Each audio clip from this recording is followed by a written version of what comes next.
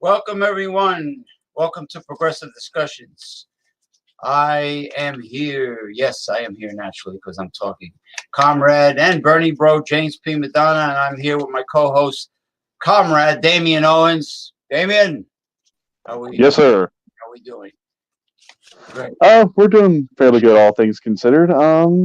Kind of tired. It's been a rough week, and while I put in a long, hard week's work, we decided to go ahead and get some lemonade to sip on. Well, you have that, and I have ice cold filtered lemon water, which is very refreshing. Excuse me. Oh, by the way, those of you out there that are wondering what the theme song I played is, it's the non-copyrighted version of Mortal Kombat, which I believe was a game way back when, right? Was it? Yeah, and still is. Yep, it was a game back then.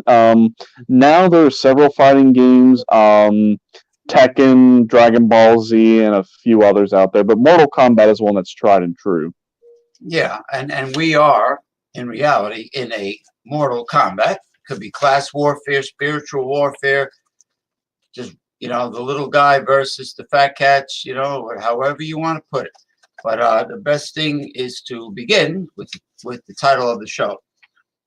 I'm watching CNN today, trying to wake up from a night out at the dance club last night. And, I got the strong coffee going and I'm watching CNN. And they have a guest, former political advisor for many administrations, David Gergen.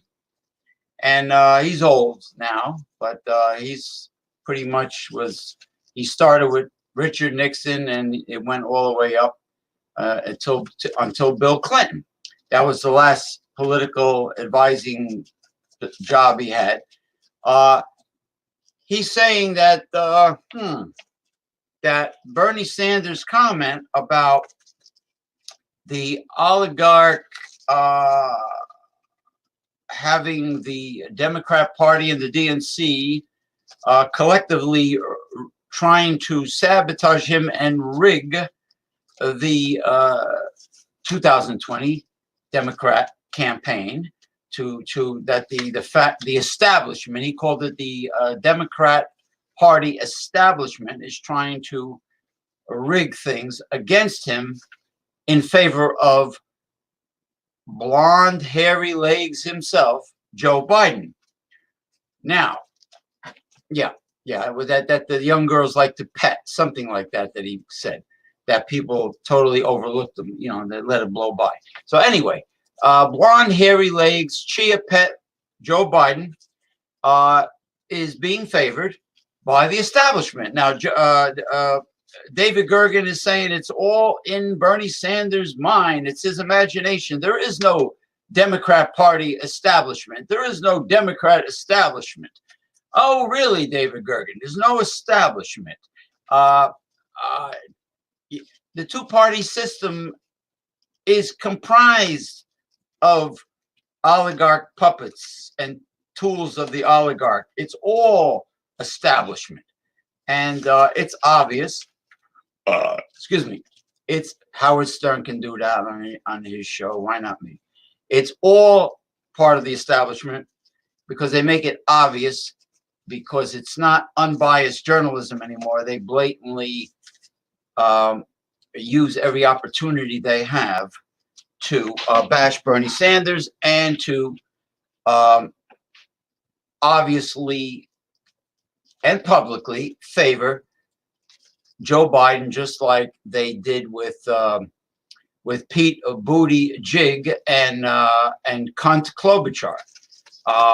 They were behind them when they were still in it, but now they're not in it anymore. So of course the centrist, moderate, you might as well say they're right-wing capitalist wolves in fake progressive sheep's clothing. They're backing Joe Biden. They're backing old blonde hairy legs.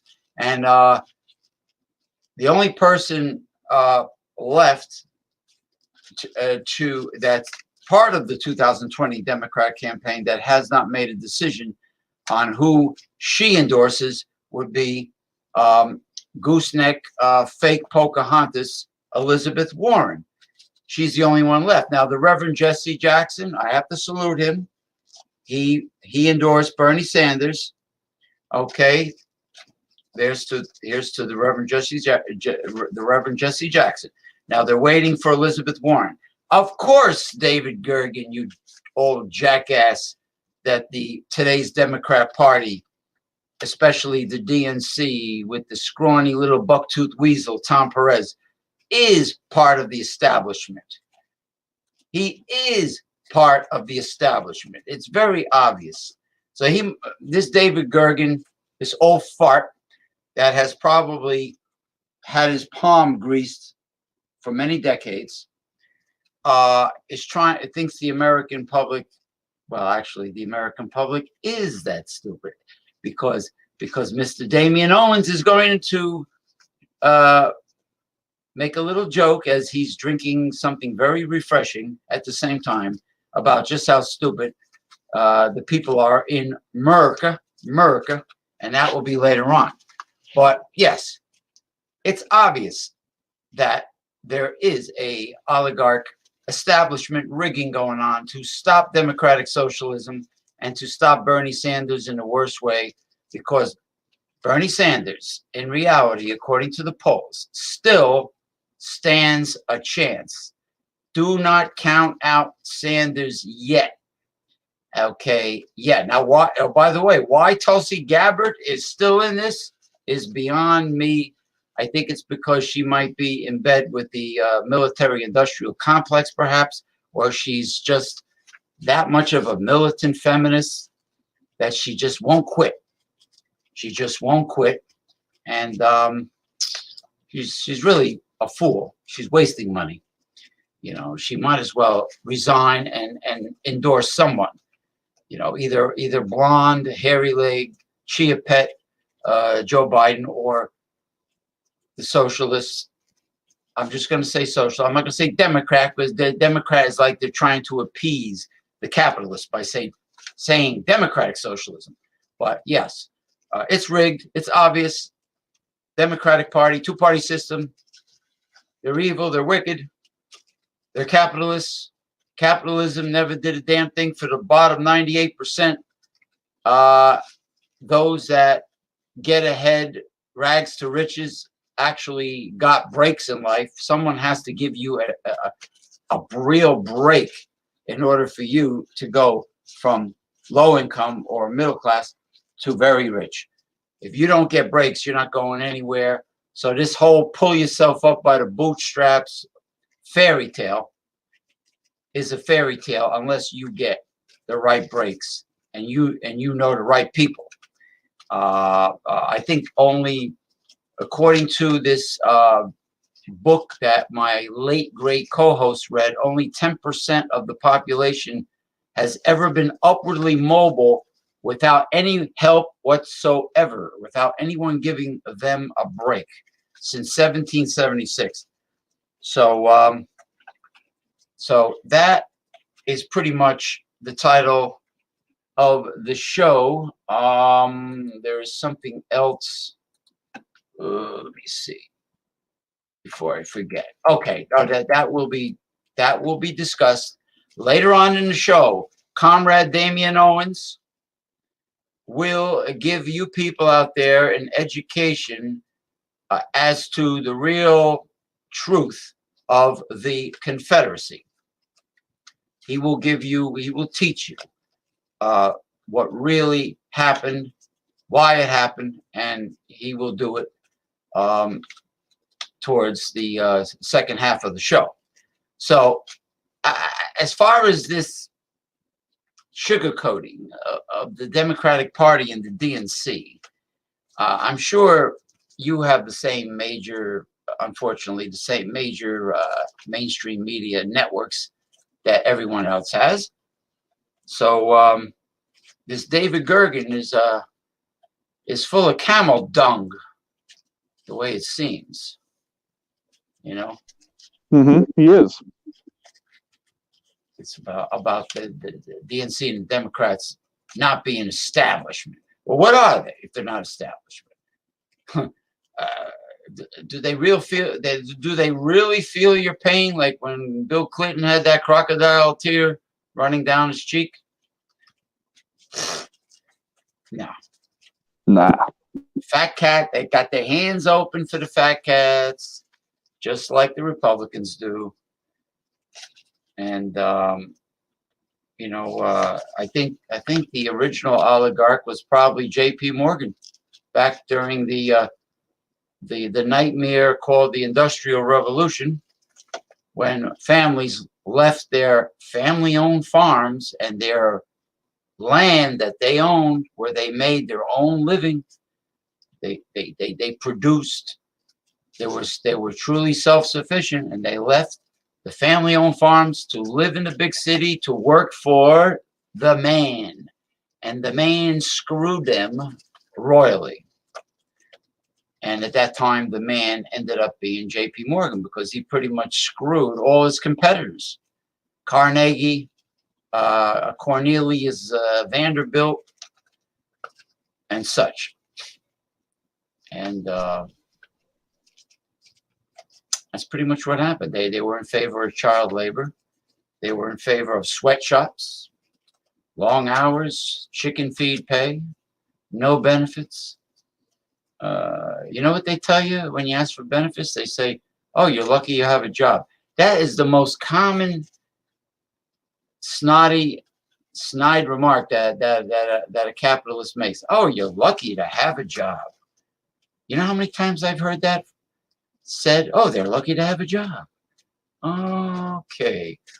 Now the alternative to working for your sorry ass would be what it used to be in this country. They had their own farms. They had their own land. You traded with other people. Maybe you were a livestock specializing in pork and pigs, pig farm. Somebody else grew corn. Somebody else grew something else. You know, and in the case of the Amish, they didn't have slaves. You know, they got it done. It's hard work, but they got it done. So that's it. So you people out there that get your news only from mainstream media are being hoodwinked, and I think you're falling for it. To be honest with you, you people out there, I think you're falling for it. Oh, we have no devil's advocates coming aboard, well, they missed on the title of the show here at Oh well. Discussion. Oh well. Um, so anyway, I just want to thank Mr. Michael Hilton and Eric Fraunfelter for joining me for the Red Pill show, where we were discussing dating, relationships, and how women really are these days, and how the feminist movement sabotaged the family, heterosexual relationships. I want to thank them for coming aboard and and doing their craft beer reviewing afterwards. Um, Michael Hilton had one beer that he did, and he had a frozen pizza. Actually, we talked a little bit about the history of frozen pizza. Like how far it did come from those days when you just had DiGiorno's and or Mama Celeste. I think the first quality pizza was Tombstone.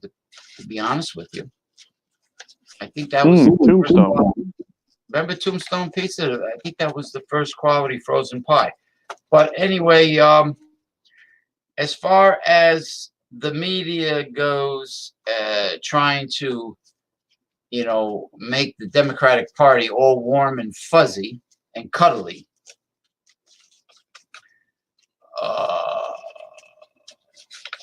What is your take on this poppycock, this hogwash? Well, I do have some particular takes on it. Sounds like I'm getting a little feedback on your end. Because like I was talking and like I could hear myself a little bit on your end. Oh, let me. Yeah, you know what? You know what I see? I see your name once in a while flickering, where it says Damian Owens. Like, in other words, the mic. This is what happens. The mic appears with a slash going through it, but yet I hear you loud and clear. Then the mic disappears, and I just see Damian Owens. So it's obvious that your speakers are fine. Your microphone is fine. You're a little echoey this time. A little echoey. How is your microphone volume? What is it, like 50%? I've not messed with any settings. I've just left it default. Default, yeah, because I have large stereo-like computer speakers. I had to put mine on 50%. Otherwise, because the microphone's perception of sound is more sensitive than our ears, I believe. Yeah.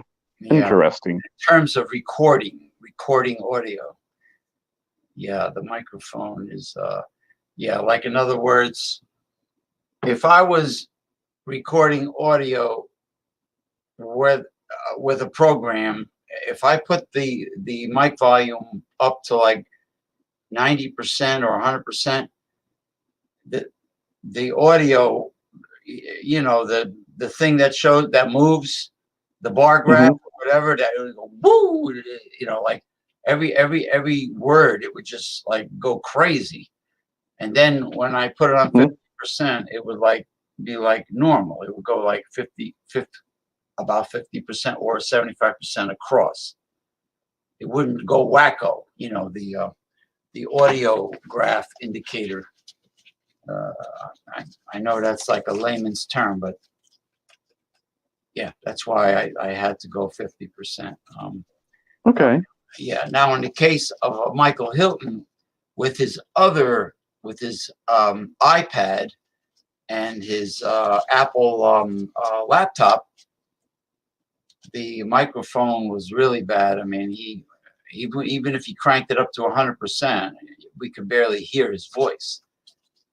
And then now that he has this new phone, which is also an iPhone, it seems to be like we're talking right now. So Okay. yeah. So anyway, but that's That's Apple versus everyone else. But yeah, so this David Grogan's, and of course the CNN staff never questions their guests. They just smile and nod their head and say, "Oh, okay, yeah, yeah. Thank you for being on our show. Thank you for coming, Mr. or Ms. Whoever." You know, like they never. The only person who challenges is Don Lemon and Chris Cuomo, but they are still not backing Bernie. No, nobody on mainstream media is really backing Bernie Sanders or democratic socialism at all. They're always behind the corporatists, whoever that may be. Now it just happened to be it's Joe Biden, and because he's left, you know, but they're pussies. You know, they're afraid. They're probably afraid of the people who sign their paychecks. You know, Right. all company people are fucking pussies. You know, I'm very happy that Bernie Sanders is really pro-union. If it was up to me, if Bernie gets lucky and he gets nominated, I like to see the unions that like go out and kick people's ass. I like to see the more militant unions come back. You know, where Yeah. you just take a executive director that's abusing the employees, and you just take them in the back and you just give them a Bernie bro beatdown. You know. Yeah. Yeah. So anyway, now that everyone knows mainstream media is full of shit, we have a listener, God bless their heart. Now that we know they're full of shit, we also have to remind everyone that we, the people, the 98%, has to not listen to the corporatist candidates, Democrats, by saying, "Oh, what are you going to do with your AK-47 or AR-15? What are you going to do against a jet aircraft with missiles that the government has? You ain't going to do nothing. You ain't going to do nothing." Well, the Second Amendment is crucial to the lower 98%, including the progressives and the people who want socialism. Don't listen to cunt Klobuchar when she says America is not ready for socialism. America does not want socialism. The Second Amendment is vital to the 98%. Exactly. And I know you have strong feelings about that subject. Mm-hmm. Oh yeah, definitely. You know, now when Joe Biden says, what you gonna do? What you gonna do when they come for you, bad boys? Yeah. Oh, well, you know, my late co-host used to say, no well-trained modern army ever won a guerrilla warfare style battle. The Viet Cong kicked the French, the British, and the United States' ass. Of course, they've had a little bit of help, but you know, overall, it was pretty much the Viet Cong that were out there in the jungles, and you know, and they bombed the crap out of North Vietnam. They napalmed the crap out of North Vietnam. They did all the above to North Vietnam, and North Vietnam won. And what kind of warfare did they play? Guerrilla warfare, or you want to call it, you can call it urban warfare if there happens to be buildings around, you know. But so Joe Biden is definitely, besides being mildly senile, having mild dementia, or he's stuttering and stammering and forgetting a lot and lying a lot and sounding very pedophilish, he's in bed with the fat cats. There's no doubt about that. Donald Trump is like half oligarch and half corporatist because he's not really as wealthy as the actual oligarch members. You know, like, I mean, they're real multi billionaires. You know, Trump, you know, he has a lot of bankruptcies in his history. You know, and by the way, Donald Trump is I guess he has his foot in his mouth because when he was calling the mainstream media, accusing them of fake news and the coronavirus epidemic as being a hoax, he's wrong once again, lying once again about old corona. My show. Yeah, yeah. I can take a hint. All right. So, what Donald Trump impersonation shall I do today? Well, he pretty much said, "Don't worry, Americans are panicking because of the fake news coming from the media about the coronavirus. It's a hoax. It's a hoax." Yes. American James, you know, that coronavirus, it's just a big old hoax. Me and Alex Jones say so. What me and Alex Jones say, that's what it goes. Alex Jones, he's a wonderful, terrific guy. We make all kinds of harebrained conspiracy theory ideas, and everyone buys them and believes them. Believe me, no one can sell a conspiracy theory better than the Donald. Oh, you damn tootin'. You damn tootin'. Oh, I forgot. 7 lucky bells to keep the demons away. All right? Wake up, people. Wake up and think before you vote, or make sure you vote. Now,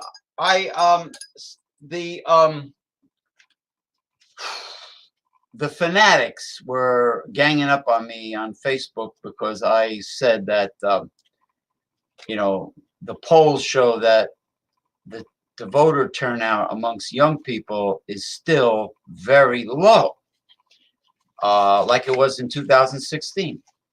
So they said, "Oh, I bet you're a Trump supporter for talking negativity like that." And no, I'm talking reality.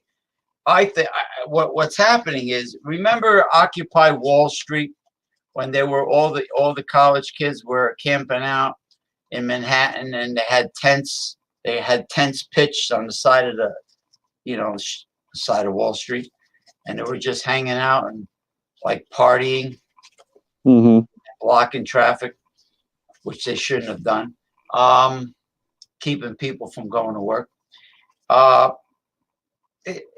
them, going to, let's say, I hate to say this, and I hope it's not true, but there's a possibility that the young people going to a Bernie Sanders rally is just like the place to be. Like it's just like something to do where they have an excuse to camp out and party and hold a sign up and yell Bernie, Bernie, and jump up and down.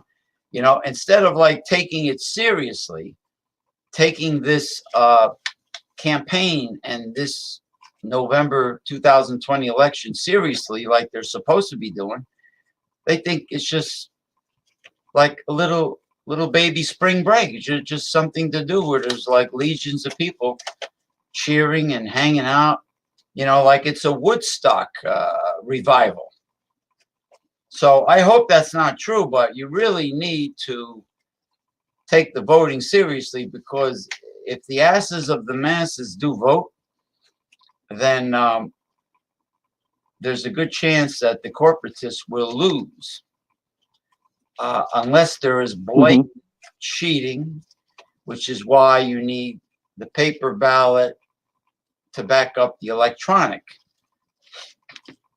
voting.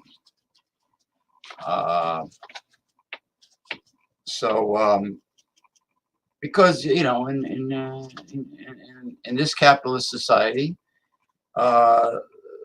these people are sociopaths when it comes to their agenda, their objective, and they are capable of cheating, and they will cheat, and they do cheat, and they feel no remorse in doing so. So it's possible. Yeah. So let's see. What were we getting ready to talk about? Oh, we were getting ready to talk about the hogwash of what all's been going on here lately, especially with all Bernie Sanders. So really, at the end of the day, it's just capitalism being capitalism. Same ship, different day. So I hate to say it, it's anyone's game at this particular point. Trump can easily win the 2020 election.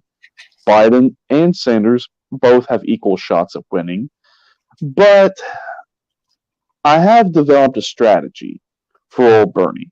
If Bernie wants to win, there are going to be things he's going to have to do in order to win this election.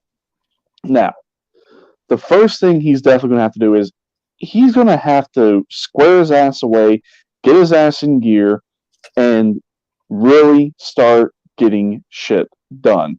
This persona that he presents of, being this kind old wise man, yes, it's got him this far. But he has to tap into that mean streak that old people have. And trust me, I've seen that mean streak quite a few times in quite a few old people, and that's really, in all honesty, what Bernie needs. Again, he needs to get his ass in gear, get it squared away, and start hitting the road, start getting aggressive so we can just get this shit done. I agree absolutely because um, I noticed in the last Democrat debate in South Carolina, Bernie Sanders was thankfully starting to show a bit more venom. He sounded a bit more venomous compared to the past Democrat debates where he was trying to be diplomatic and nice, like Barney the dinosaur. Oh, my good friend, Joe Biden, known him for a long time. Oh, my good friend Elizabeth Warren. I worked with Amy Klobuchar on getting bills passed. You know what? Forget about all that. My good friend this and my good friend that, worrying about being liked. It's all over. Now it's below the belt in the old Rocky Mountain oysters. He's got to be hitting hard and exposing blonde, hairy-legged Joe Biden, exposing everything based on reality, based on facts about Joe Biden. And he's got to hit hard, pow, pow, pow, pow, all below the belt, right in the balls. And he's in the next debate, he has to throw all that 1960s hipster, I love you, you love me attitude out the window. Because this is literally a war. And now it's down to two people. So Bernie Sanders better start really exposing his ass. And hopefully, because of Joe Biden's a tad bit of senility, he might lose his cool and challenge Bernie Sanders to push-ups on national TV and start going, hey man, get down. Let's get down right now and do some push-ups. Come on, let's go. I challenge you. Maybe he'll flip out. Wouldn't that be a plus for Bernie Sanders? Mm-hmm. You bet. But you're not like vindictively making up shit on Joe Biden. You're just merely exposing the facts. But you're bombarding him with facts. Pow, pow, pow, pow. Like a boxer's jab and jab, jab, jab. But they're all true. And you'll see mainstream media, after the big dramatic scene during the next debate, then the next day, forget about it. Mainstream media will be talking about it, giving it more TV exposure, and showing Bernie, saying all these things to poor Joe Biden, their boy Joe Biden, and then Joe Biden is starting to get hot under the collar, and he's starting to flip out a little bit. I got news for you. Donald Trump is not going to be, he's not going to ever be as kind as Bernie Sanders will be at his toughest. Bernie Sanders at his toughest will be like playing with a kitten or a puppy compared to what Donald Trump's going to do to Joe Biden. I got news for Joe Biden. Joe Biden is going to be like when Randy Macho Man Savage says, "Snap it to a Slim Jim." Slim Jims. He's gonna snap this. He's gonna bite that Slim Jim. He's gonna bite him in half like a Slim Jim, because he will use everything against Joe Biden. Joe Biden, you think Joe Biden gets nervous now with his push-ups and all that shit? Hey man, hey man, hey man, hey. He's gonna flip out. He's gonna spaz out because Donald Trump, if bucktooth, scrawny, corrupt weasel Tom Perez arranges it so Joe Biden gets the nomination, I got news for Joe Biden is gonna be like a midnight snack to a red-bellied piranha when he starts debating Donald Trump. You better believe it. That's my prediction. That's our prediction. The comrade. You hear that, people? Our prediction. It's going to happen. And Damien agrees. It's going to happen. Joe Biden is going to be a sorry-ass individual. If he gets the nomination, he starts debating Donald Trump.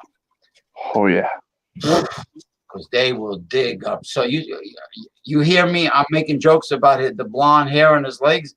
Wait until the Republicans and Trump, when it comes down to the wire, wait until they start digging up crap on Biden. And it's going to be, they're going to show videos of statements he made and how he voted about things and how much of a hypocrite he is when he was Senator Joe Biden. And go on and on, how he's riding Barack Obama's coattails, which he actually is. Because if it wasn't for Barack Obama, he would be kaput. He wouldn't have made it this far. Exactly. Of course, Michael Bloomberg is donating to him and backing him. I'm curious to see what Tom Steyer is going to do, because Tom Steyer sounded very progressive when he was campaigning, and he kind of like was cozying up to Bernie Sanders in at the different rallies. So let's see what happens with Steyer. I know Mayor Bill de Blasio of New York City has endorsed Bernie Sanders. He was a candidate, actually a very smart, very tall progressive. He is pretty decent progressive, and he knows his shit. And I see him talking all the time on the Spectrum cable news channel out of New York. They're always interviewing him, and he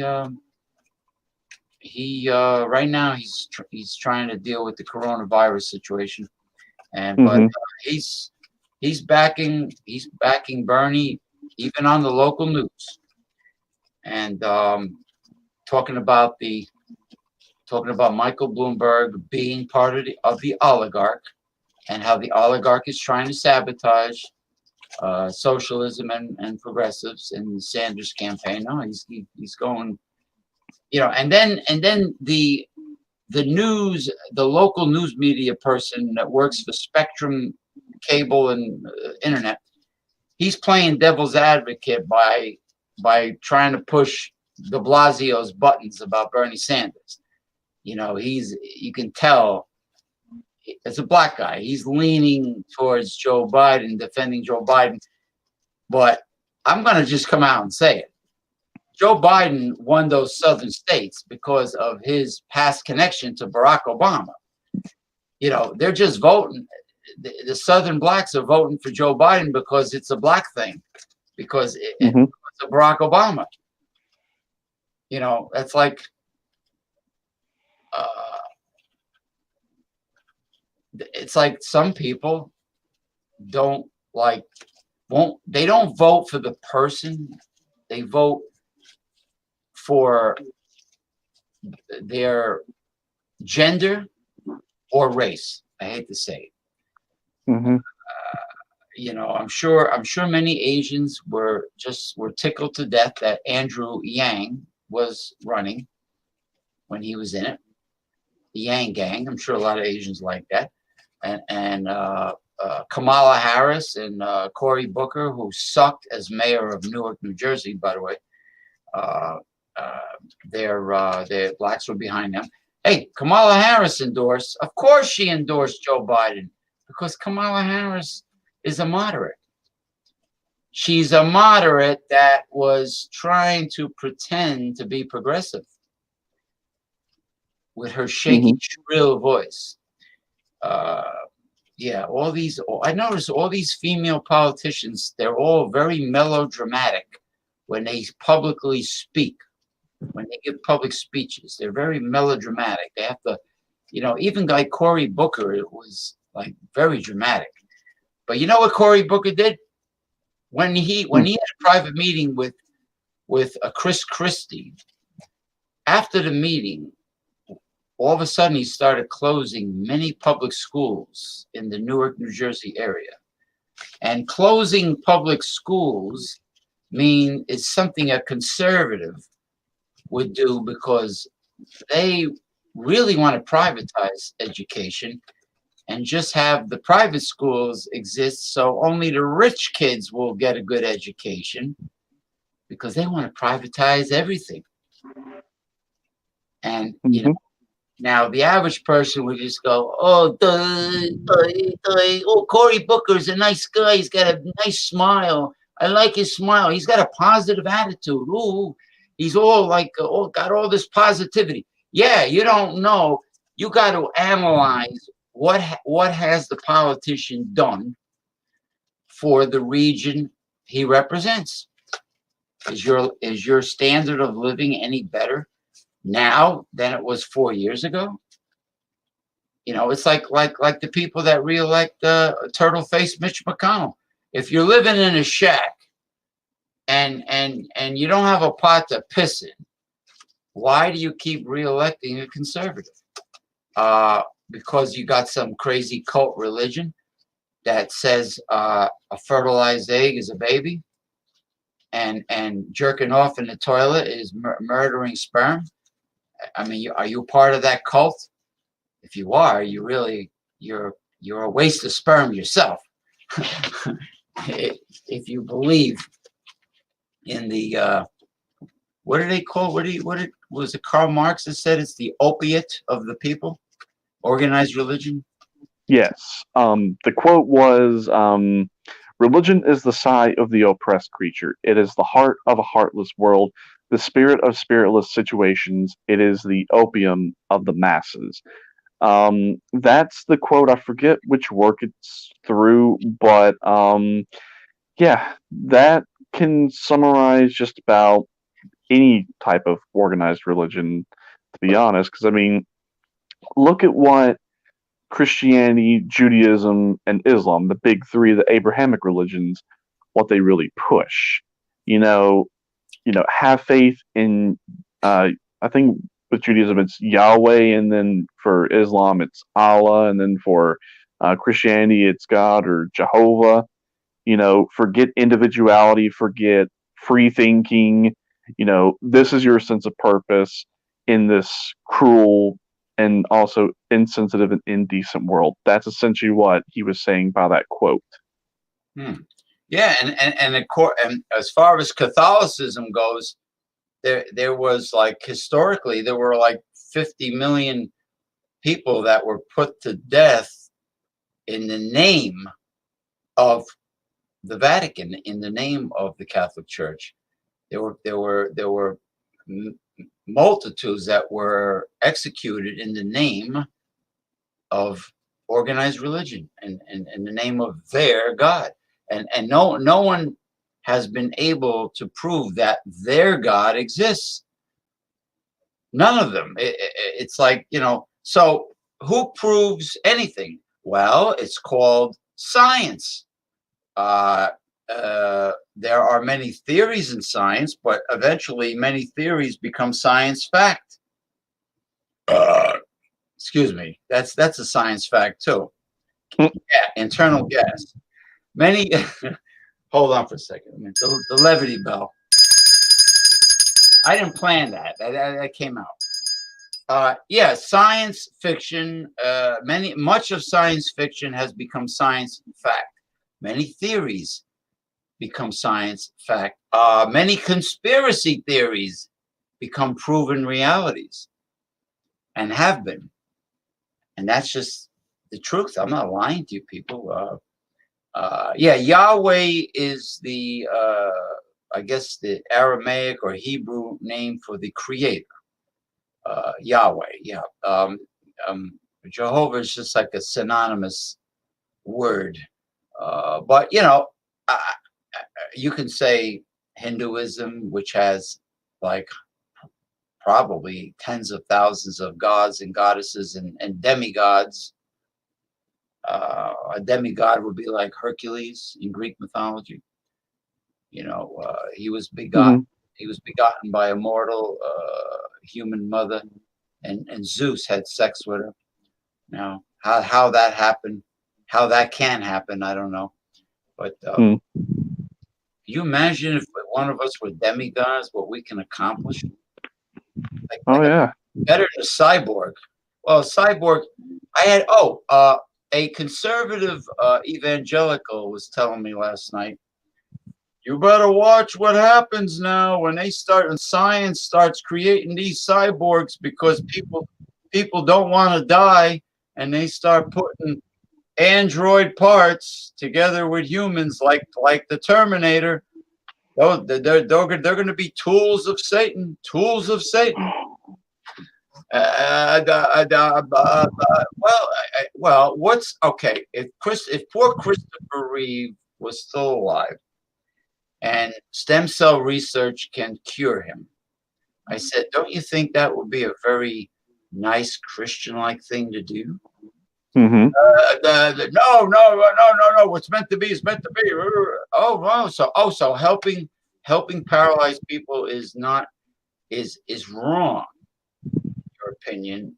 So therefore, your Christian charity and love for your fellow man goes out the window into the sewer, right?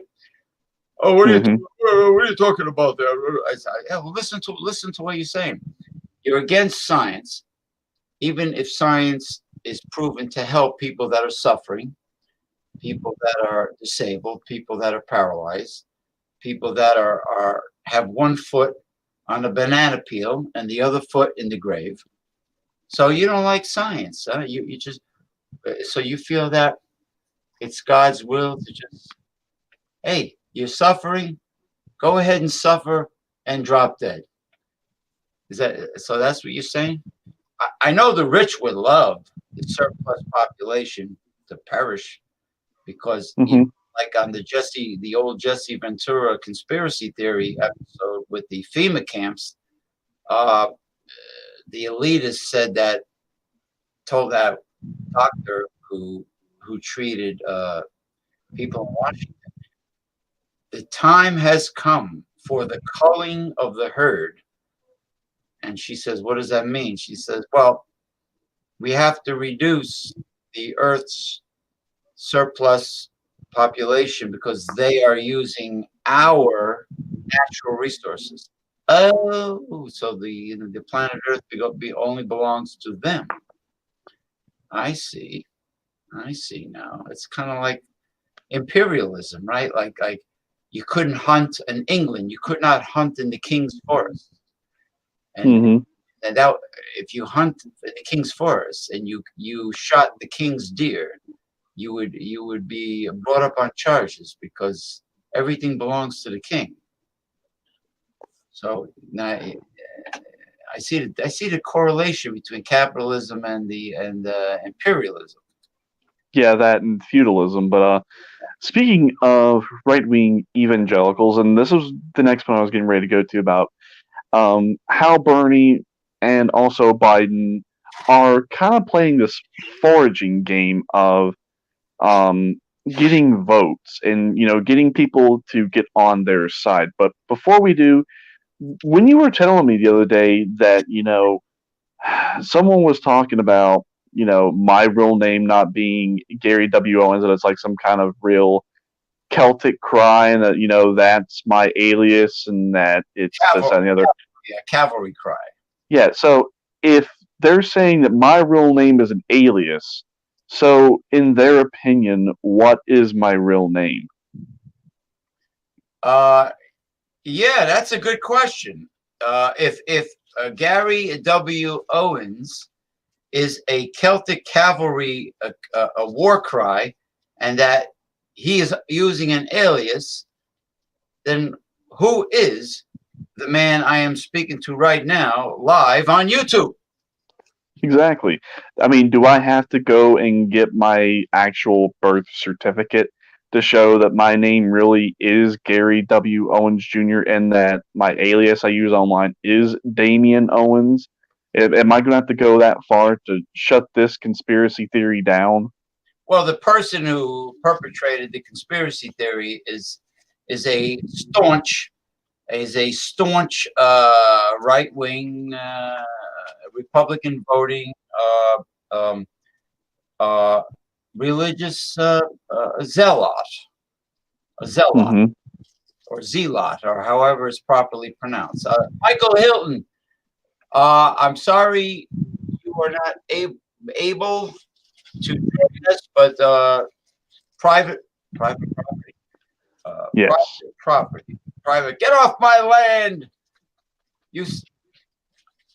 I'm sorry. Call out the hounds. Hounds, where are you? Attack him. Yeah.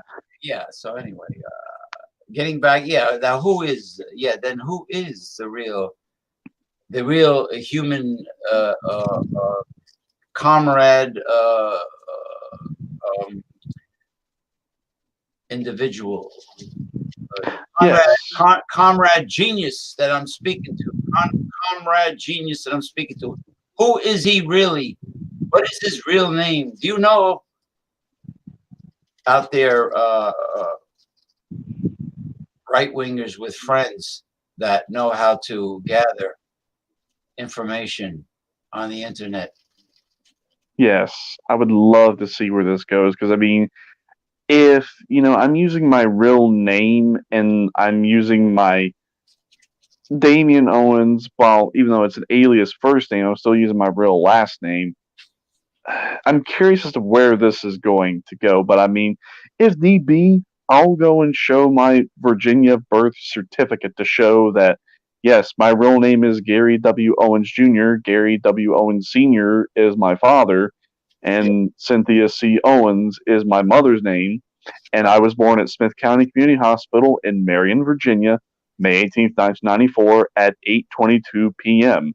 I would have absolutely no problem showing that that is my real name. I have nothing to hide. It's just, just a dumbass just being a dumbass, but that's really neither here nor there. So, This is my finagle. When I go like this, that means someone is trying to finagling. hmm Yeah, yeah, just lol. Yeah, I'm doing a little razzle dazzle. I'm razzling dazzling the conspiracy theorist versus conspiracy theorist. well, Who will win? he has a buddy who is a veteran. He said that over and over. A veteran, a Vietnam, like my grandfather used to say. Yeah, the Vietnam War. He was a Vietnam vet that knows how to finagle on the internet. And he supposedly says that your name is really a Celtic cavalry cry, like saying "Tally ho, we're going fox hunting." You know. So, well, don't feel too bad. He cut me off. I had something important to show him, and he cut me off by saying, "I am listening to music right now." It's like, oh, excuse me. Gee, have you ever heard of hitting the pause button and then going back to your music? People, the human race, what are you going to do? This is I don't want to say the beauty, I'm being sarcastic, the beauty of social media. You do meet all kinds, but yeah. Yeah. Well, yeah, you pretty much explained it well. And oh, Michael Hilton, I did say thank you for your contribution to the Red Pill Men Going Their Own Way show. Thank you. And Eric Frauenfelter, or is it Frauenfelter? Thomas Metal 75. I have trouble pronouncing his last name. Is it Yeah, you're saying it right. Frauenfelter? Yeah, it's a German. It's like a German.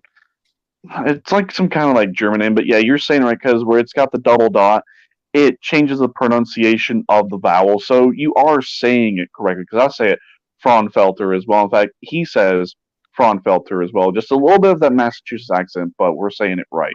But he doesn't have a Boston accent. Like I packed the cat at Harvard University. Like he doesn't talk. He doesn't.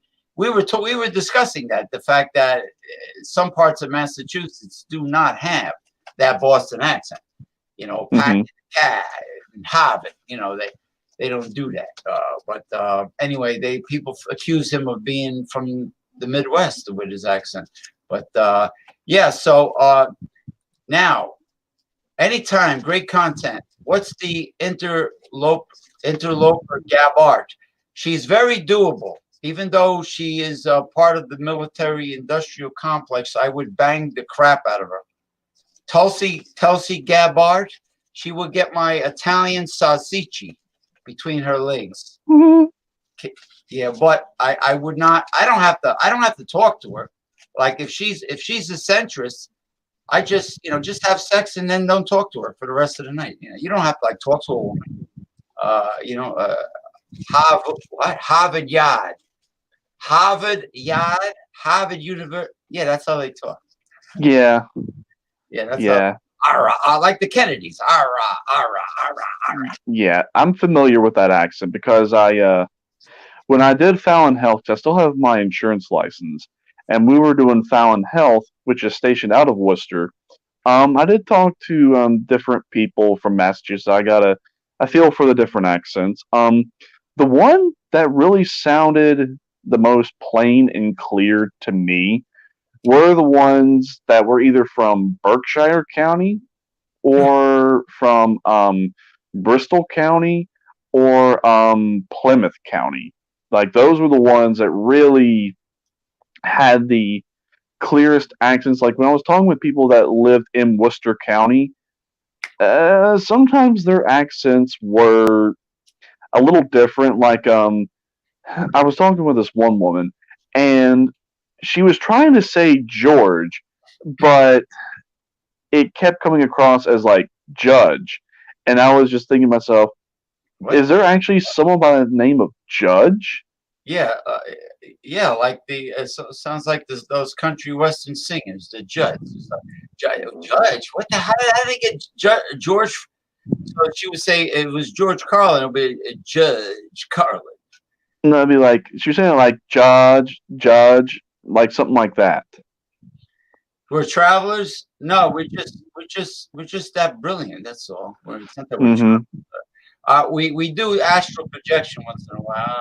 We do travel that way, but Damien travels by the power of the pineal gland, the third eye. But anyway, or interdimensional travel. Now, hey, Mike, where are you? You can't join us? Yeah, where are you, Mike? Come on, Mike. Mike's hard lemonade. Hard. Said. Well, I mean, I got a lemonade. I could probably put some vodka or some rum in it. You could make it hard. Yeah. Yeah. Now I've been to New England many times, and I know the Berkshires is near the Adirondacks. It's western Massachusetts, the Berkshire Mountains, and there's Stockbridge where Norman Rockwell Museum is. I've been there. Lenox, North Adams, which is up near Vermont, uh, or New Hampshire, Vermont, whatever in the corner. And then there's the Plymouth, would be near the Cape Cod. Hmm. New Bedford was a whaling town. That was where they filmed the old movie Moby Dick, but now it's run down. New Bedford is a rundown area. Fall River, where Emerald Lagasse is, Portuguese famous Emerald Lagasse, is run down. Lynn, Massachusetts. It seems like many of the small cities in the United States, because of probably lack of federal funds, have become run down semi ghettos, or maybe full blown ghettos. Hmm. Yeah, which brings me to my another point that I was getting ready to get to. So, Greatly. getting back to Bernie Sanders. So they, what I mean by they, I mean Sanders and Biden. They stand an equal chance of beating Donald Trump. Now, it all depends on which asses of the masses go out and vote, but Bernie is not going to like what is I'm going to say, as well as other people who like Bernie. They're not going to like what I'm going to say, but I'm not saying he's going to have to sell out, but he is going to have to play the game, and he's going to have to be a scumbag. Now, what do I mean by a scumbag? Capitulate. Yes. So, with all that being said, basically now he's playing the foraging game. You know, who can scavenge up the most amount of votes? Because Bernie and Biden have some things going against them. The biggest thing that's going against them is the Republican Party. The second biggest thing is their own party, the Democrats. There is a lot of division in the Republican Party and also in the Democrat Party.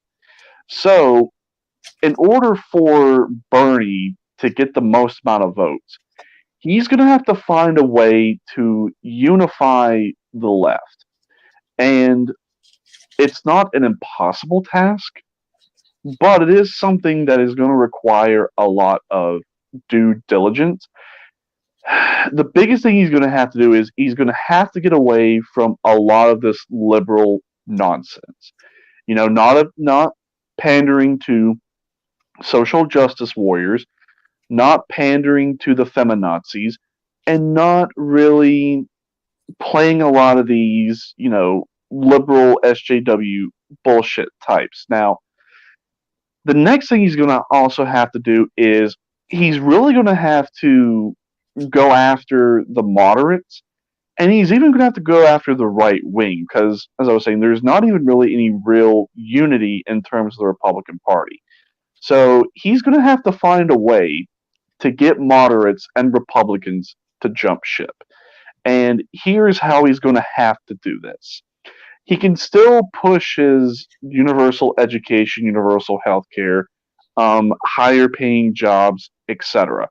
But he's going to have to present it in a manner that shows that, you know, if we want to really get tough on crime, and we really want to get tough on so much that really Republicans want to get tough on, that by having these new changes like universal education, universal health care, higher paying jobs, etc., that really it's going to stimulate the economy, and it's going to lift people out of poverty, and it's also going to make us socially and economically, even culturally strong as a country again. Can it be done? Yes. But is he really willing to do that?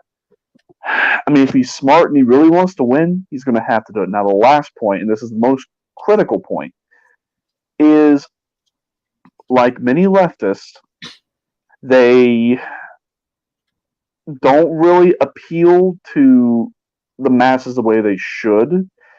But the biggest thing he's going to have to do is he's going to have to pander to the ruling elite.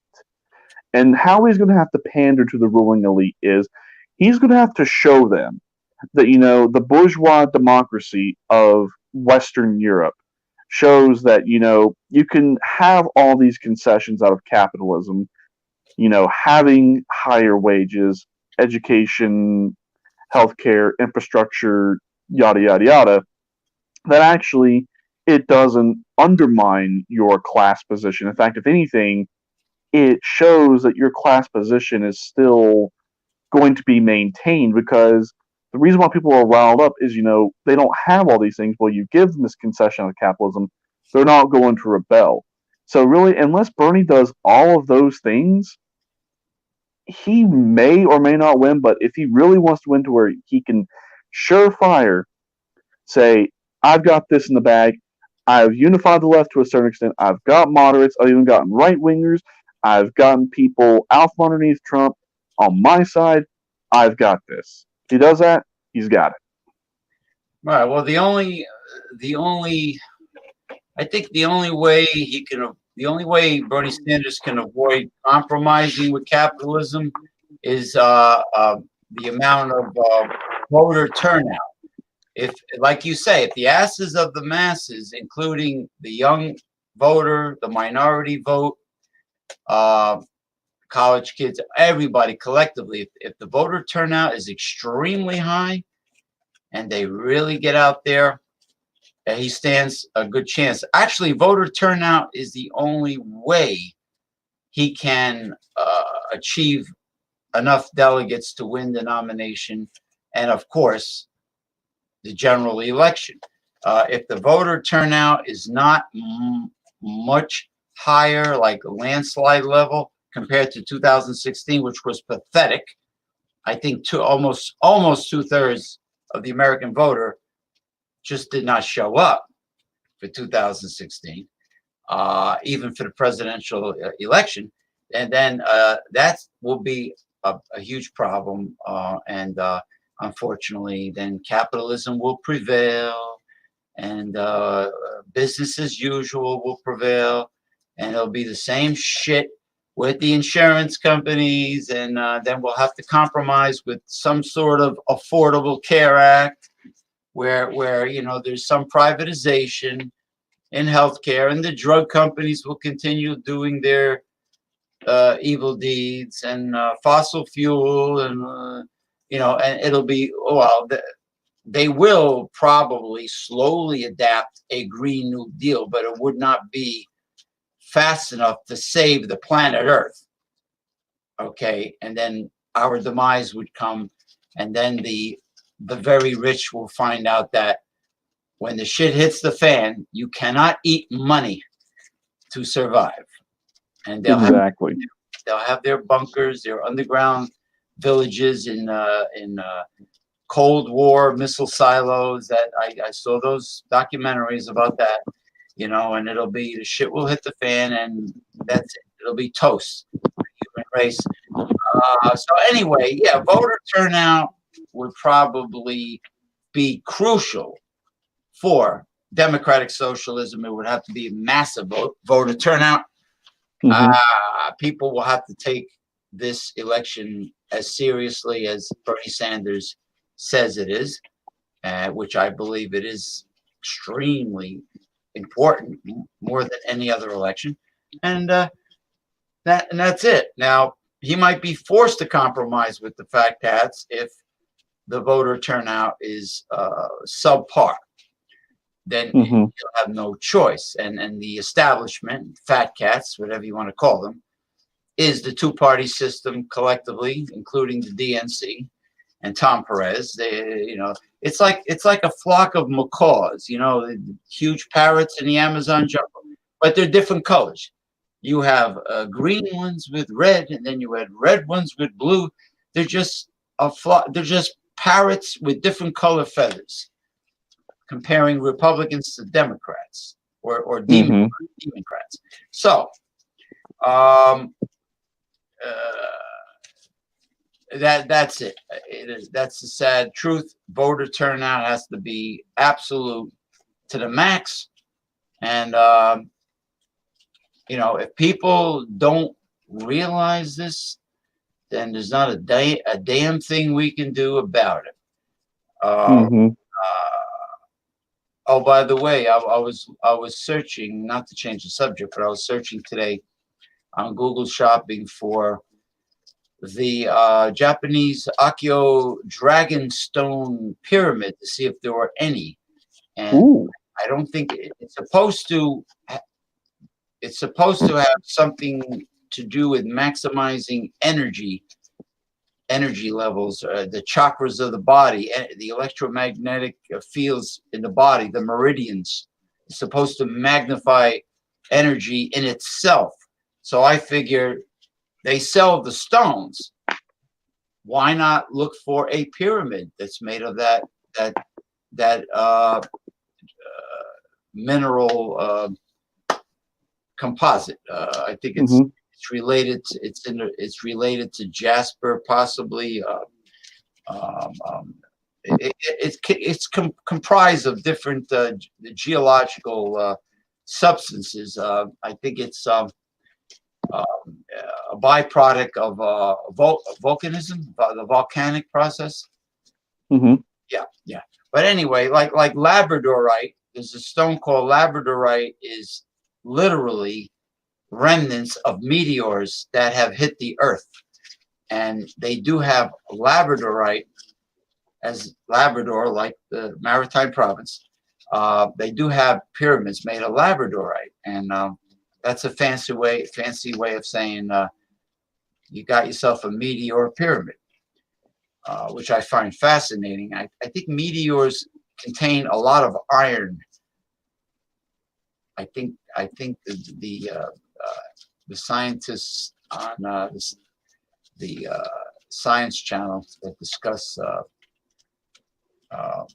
quantum physicists, and that are involved with studies of the universe, say that they seem to be made up quite a bit of the mineral iron, but there are other things, other components to a meteor. But it's interesting. The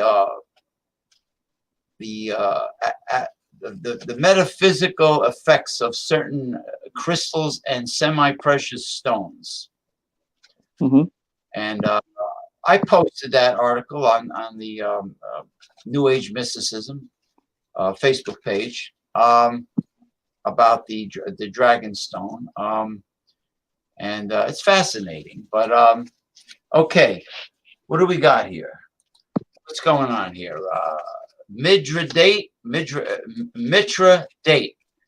Is that a new dating application similar to Tinder? Super delegates for Biden. Well, I think they should do away with all super delegates and the electoral college delegates. It's just a way for the oligarch to remain in power. I think it should be a popular vote. One man, one vote. One woman, one vote. Exactly. Yeah, that's it. Hey, let's take professional sports there, Mr. Mitra. I hope Mitra. I hope you got a dating app that's more efficient than the others. Let me know if you do a dating app. Get rid of all the scammers. Get rid of all the gold diggers. Like on Tinder, there's tons of like gold diggers and scammers and such. And fake photo, fake profile people. What do they call that? Ghosting and phishing and catfishing and all kinds of terms used for fake, phony, fraud people that are up to no good on the internet. They had to have a term for every one of them. One person, one vote is like the Super Bowl or the World Series. Hey, one team. You're in the World Series. It's Game 7. You're down to the last inning. What is it, 8th or 9th inning? That determines the game, and you're 1 point behind, and you got the bases loaded. And somebody hits a base hit or somebody walks in a run. You won. A Mm-hmm. horse. Let's take the Triple Crown. The horse wins the first two, the Kentucky Derby and then the Preakness in Maryland. Now it's down to the Belmont Stakes. The horse wins by a nose. Because the horse has a fucking big nose, he won the Triple Crown. Well, professional sports go by points. The one with the most points wins. Why can't it be that way in politics? Why does it have to be politics? That's what this superdelegate and electoral college is. Politics. Mithridate. Mithridate? Hold on. Mm-hmm. You dig where I'm coming from, Mithridate? I dig where you're coming from. Oh, are you Mithridate? No. Nah, Mithridate. nah. I was just saying, I dig where you're coming from. You wouldn't. And You wouldn't pick a name like Mithridate if it was you. You would pick a no. cool name. Yeah, I definitely would pick a cool name. And yeah, I think for one more topic, and then we could call it halftime. Is the last thing I was wanting to talk about, or at least just brush on briefly, is the fact that when it comes time for the debates, because really the debates are going to really affect the overall voter turnout. So I really think that if Bernie and Trump go to the debates, I can see right now that the American people, they're really going to grill both of them. I mean, they're really going to just stick it to them. And I know exactly where they're going to stick both of them. See, they're both going to have uphill battles because they're both going to have to, really fight to win America's vote. So um, they're going to approach the two from a variety of social and economic angles. So for Trump and his Trump care, which, basically was a very mild revision of Obamacare, if you can even really call it that. And then for Sanders, him pushing universal health care, where the American people are going to grill both of them on is, you know, we need health care because our society is physically and psychologically sick. How would you be able to provide health care to the American people at an affordable cost that they can afford to where they don't have to go without health care? And Trump and his typical response would be like, oh, the Democrats passed Obamacare and, it was this big disaster and blah, blah, blah, blah. Insert some kind of fake news bullshit that he always likes to pull. And then Sanders, in his response, would probably be along the lines of, well, other first world developed countries and also other countries throughout the world have had universal health care and it works. And here's why it works. It works because it's a provided fundamental right that it should be provided to as virtue of being a human being. And by having this system, since it's not a for profit system, we could make it more cost effective while at the same time paying medical professionals the wages that they deserve. And it also would bring down cost of medications. It would bring down the cost of, medical services because, we wouldn't really be dealing with insurance directly. We can get a better negotiation in terms of how much this is going to cost, things like that. Overall, it's a better win-win situation. So I would see something like that for healthcare. Then there would also be like, how are we going to tackle the opioid epidemic? Or how are we going to tackle, our violent crime epidemic that we have, where people are getting shot, where there's like a mass shooting on the news every day, or, someone getting stabbed, or how are we going to deal with America just being so violent in general, not only here domestically, but also abroad? So it's going to be a very interesting debate, and I would love to see what the response is, but I can tell you right now, they're both going to be grilled, and they make one blunder, it could cost them the entire election. I agree. Oh, the heat will definitely be turned up in the next Democrat debate. The heat's going to be up to the max, like you're stir frying. And it's a good thing I'm not. It's a good thing I ate very well, because the word stir fry would get me hungry, right?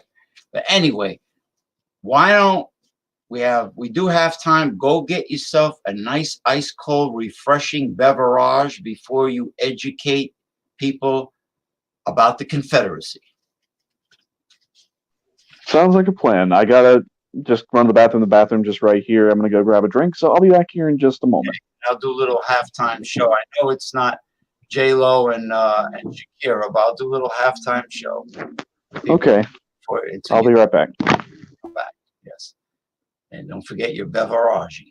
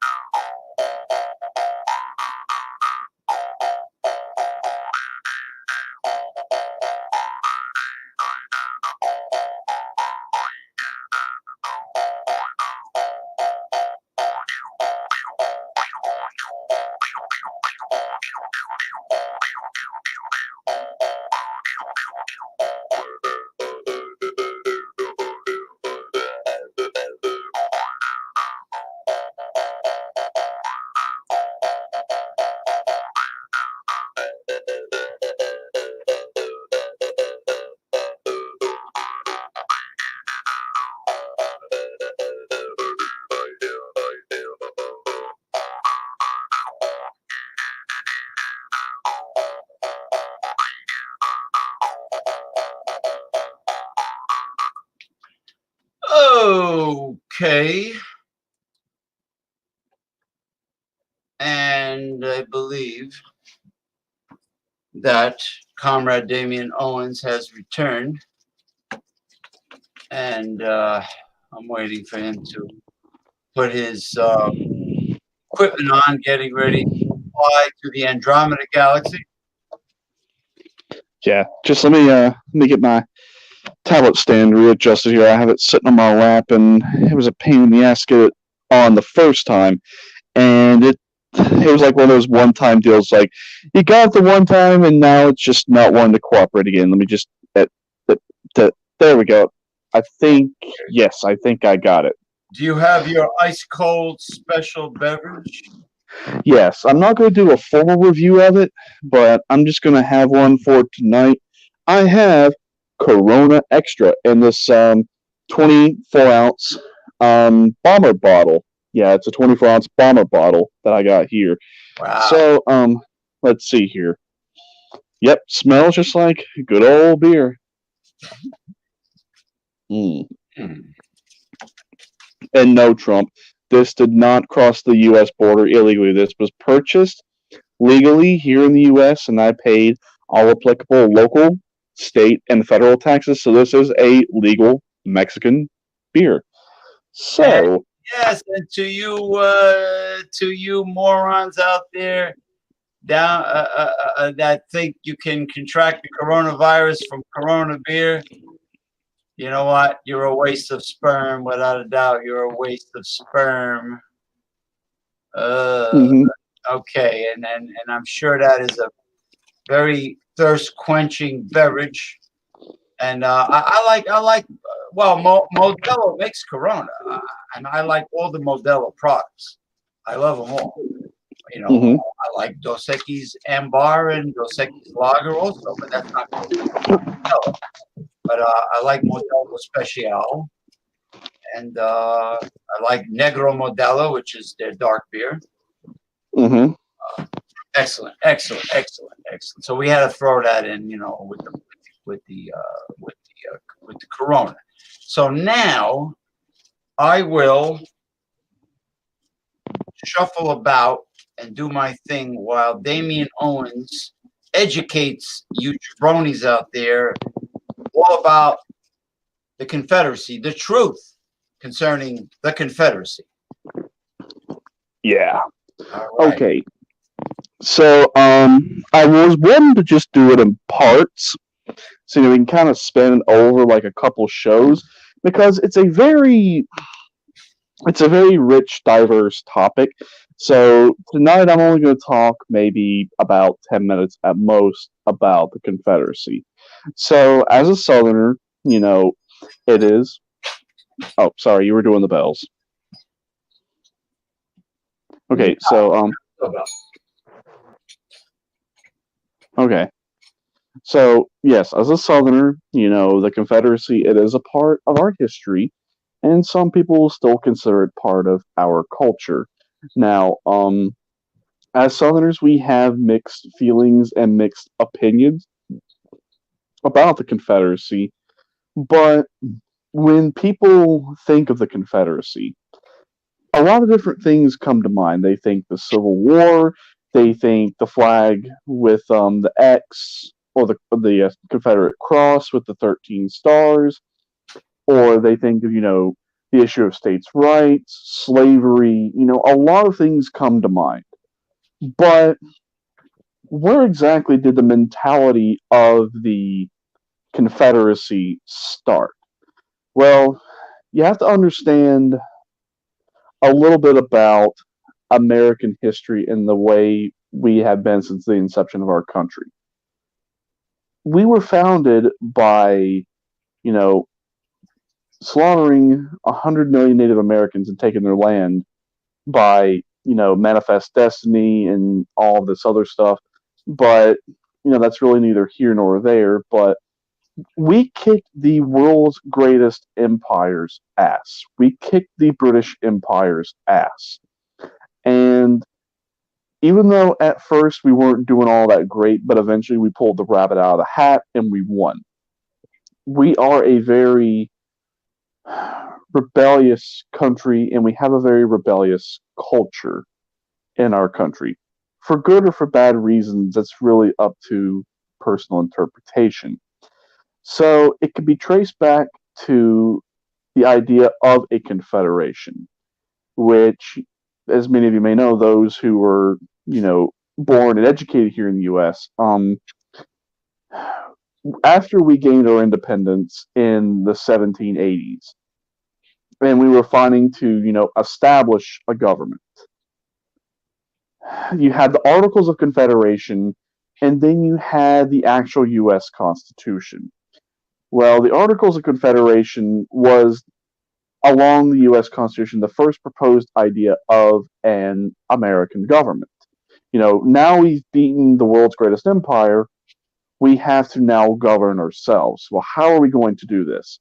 Well, the Articles of Confederation showed that, we're not going to be a United States of America, but instead, each state is going to be like its own country, meaning, each state is going to have its own autonomy as if it were its own country, but then yet we would have a confederation, meaning, when push comes to shove, we could have a federal government, but it would be very weak, and it, in all honesty, would not have a lot of delegated powers that the U.S. Constitution allocated to a local, state, and even a federal government.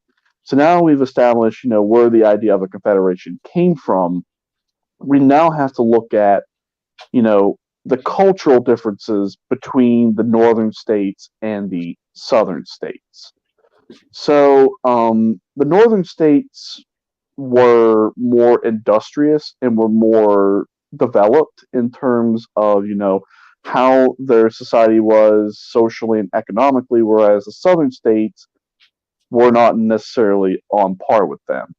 So the southern states had more of a, um, you could argue, like more of a feudal class structure, meaning, you had the wealthy landowners who, owned the means of production, and you had indentured servants and slaves, the equivalent of, serfs, peasants, etc. But it was very culturally backward, and, it's a very agricultural based economy, and it's a very agricultural based society socially and economically. So, and you also have to consider, the southern states, because of that, were not necessarily on par with, how rich the northern states were at the time. And also, the another biggest cultural difference was the approach to slavery. Now, when we are talking about slavery, there were pro and anti slave individuals in the North and the South equally. So when I hear this talk of, oh, everyone in the North was for or against slavery, or everyone in the South was for or against slavery, I tend to just do this and just face palm. Because, like I said, there were pro and anti slavery individuals in the North and in the South. Although it was more predominant in the South as compared to the North, but there were northern states who had slaves, but yet they were more quickly to abolish slavery as compared to the southern states. Now, as time progressed, slavery did become a hot topic issue. And there was a lot of controversy and debate about slavery, but eventually slavery would have been abolished because of the inherent nature of capitalism. So capitalism would have made its way down into the South, and the South would have developed later on as compared to the North. But having slaves and having plantations where there was a lot of manual labor without a lot of machinery involved, the almighty dollar would have took over and said, you know what, slavery really is an old way of doing things. It's not super profitable. So if you want to, make more money for you wealthy landowners, forget this and go ahead and just have, people work machinery, but have a industrious economy just like the North, you would have developed a lot quicker. Had that actually been the case, that could have also worked. Now, would have actually gotten rid of the inherent racism that was in the South? No, because the majority of landowners were white, were white males. Now, there were some, and I hate to burst other people's bubbles, but there were some black landowners in the South who also owned slaves themselves. That tends to be just, pushed under the rug. But, I can already see this coming a mile away. What does this really have to do with today's time? Well, it has a lot to do with today's time.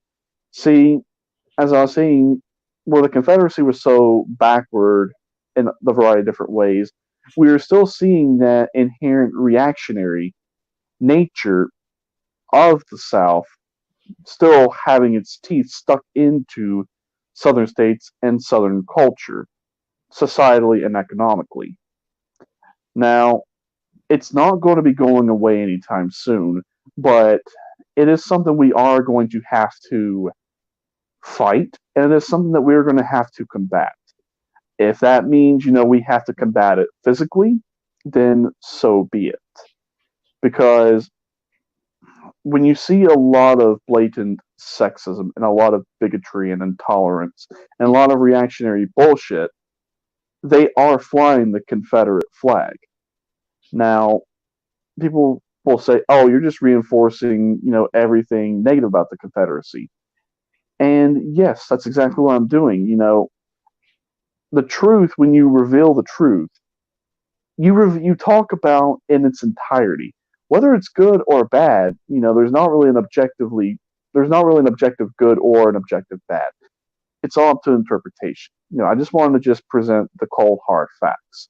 So yes, it was backward. There was blatant sexism. There was also blatant racism.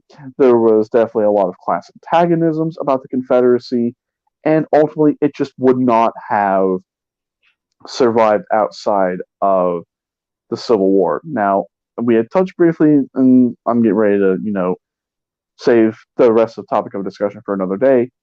The Civil War could have been avoided, because the Confederacy, like I said, it would have just not made it on its own, just because of, yes, they would have abolished slavery, but societally, the racism and the way they looked at blacks, it wouldn't have stomped out in like the later 1800s, even the early 1900s. It would not have happened. But then yet again, in another alternate scenario where they do industrialize and become more of a developed country, and if they would have survived, there would have been another civil war, and I'll say that second civil war, that one would have been more into the 1900s because of black insurrectionists and so many people like us progressives wanting to stomp out all of this, sexism, racism, bigotry, intolerance, this religious zealotry, things like that. That would have been stomped out, and that would have led to another civil war, but that would have been a later point. So I'm going to save that for, a later point for a future video. So the main points to remember about this is, it can be traced back to the inception of our country. We are a very naturally rebellious country for good or for bad reasons. It's really up to your interpretation. And, because of how backward it was, it's still spilling over to today. And there is history about it that people don't want to talk about. As I said, even blacks owning slaves. People don't really want to talk about that.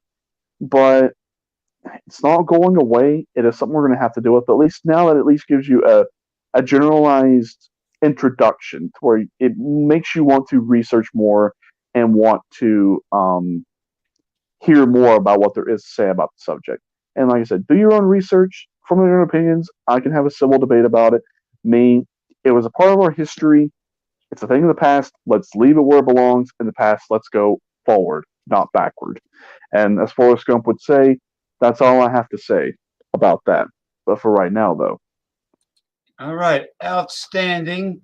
Part 1 of Confederacy Truth by Damian Owens, Comrade Damian Owens, and there is more to come in the near future. Okay. You deserve a nice long drink of that Corona beer. I repeat, Corona beer. And I will, even though I didn't say a word, I will drink it. Yeah, I lost my bottle cap. I put my bottle cap on it, and it fell off, and I don't know where it went. So basically, I'm just having to just set it over here beside of my chair without this bottle cap on. And I don't really like it because if I knock this over, this is made out of glass, and there's no bottle cap. This will go everywhere. It will be be interesting if on occasion when we do progressive discussions, and it's only an idea, it doesn't have to be real. A reality is if you did an abbreviated short a tarot reading for the United States of America 2020 campaign, or the United States of America in terms of its current situation. It could involve the coronavirus. It could involve the Democratic campaigning, or whatever. If you did like an abbreviated tarot card reading, and you said, "Let's see what's in store for the USA now," and you flip cards over, let's say 10 cards or whatever, or seven. Let's say it's 7 cards, you know. And then you said, "Oh, okay, let's see what we got here." I mean, just to add a little spice, a little mysticism. I'm down for it. Yeah, I'm definitely down for it. It kind of like an extension of those New Age mysticism lectures that you did on the tarot cards themselves. Mm-hmm. Except instead of doing it for individuals, you're doing it for the state of the country now, which might turn out to be interesting. Now, and then you would show each card that you flipped over. You would hold it up to the camera, and then if let's say some chicky poo that had a personal problem would say, "Oh, that's fascinating, Mr. Damian Owens. Wow, wow, wow. Oh, by the way, I have a personal problem. Maybe you can like flip a couple cards over and give me an answer, or I could have the copper divining rods. Yeah, we'll ask for donations. We'll ask for a Patreon. I can't do that. Uncle Sam will breathe down my neck. Yeah, well, I could have the divining rods here too, in case some damsel in distress has a question about her life. Of course, the answer to her, depending on how pretty she is, the answer to her problems is us. Of course. But anyway, so it might add some, some charisma and pizzazz to progressive discussions, because it will be sort of throwing in a little New Age mysticism from the Facebook page that we are managing, called New Age Mysticism and Healing. So it's what it might be something to it. Yeah, I'm down for it. But I'm curious. Did I ever tell you or tell our audience as to why I adopted Damian Owens as my name? Well, Damien's a cool name for a guy like you, number one. Mm-hmm. I mean, Damien, you think of the Omen, you think of the Omen, Well, 360 and the scalp. Well, it has something to do with that. So, not to be long-winded about it, but how did I come up with the name Damian Owens? So, it goes back to when I was about 15, 16. My parents were going through a very nasty divorce, and my mom really looked at my father as being Satan incarnate. Well, I was like, well, I'm a lot like my father, so if I'm a lot like my father, then that must mean I am the spawn of the devil. Well, who has been considered the spawn of the devil, at least according to pop culture and movie culture? Damien from The Omen. Well, I took that idea and I ran with it, but as time progressed, I built on it. And to be honest, it makes a lot of sense that, the Bible talks about that they want to say the Bible talks about a meaning singular antichrist, but that's actually a very cherry picked concept. In fact, if you actually read the Bible talks about there are multiple antichrists, meaning there are multiple ones out there. There's not just like a one specific person that is supposed to be the Antichrist. There are multiple ones out there. People So I throughout bet. history, people have accused Napoleon Bonaparte, Adolf Hitler, uh, uh, uh, uh, so, a Roman. Uh, um, yeah, I mean, there have been people that would befit the name Antichrist, but it doesn't necessarily always have to be a human being, like as in one person. Hmm. It could be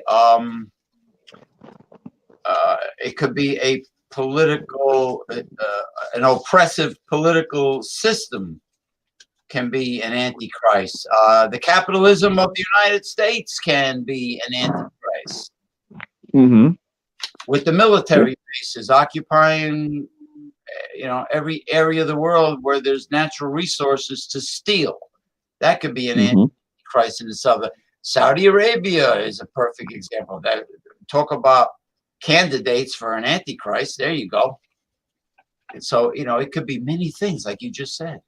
Yeah, exactly. But to get to the main point I was going to get to is so as I built on the idea, I realized, you know what?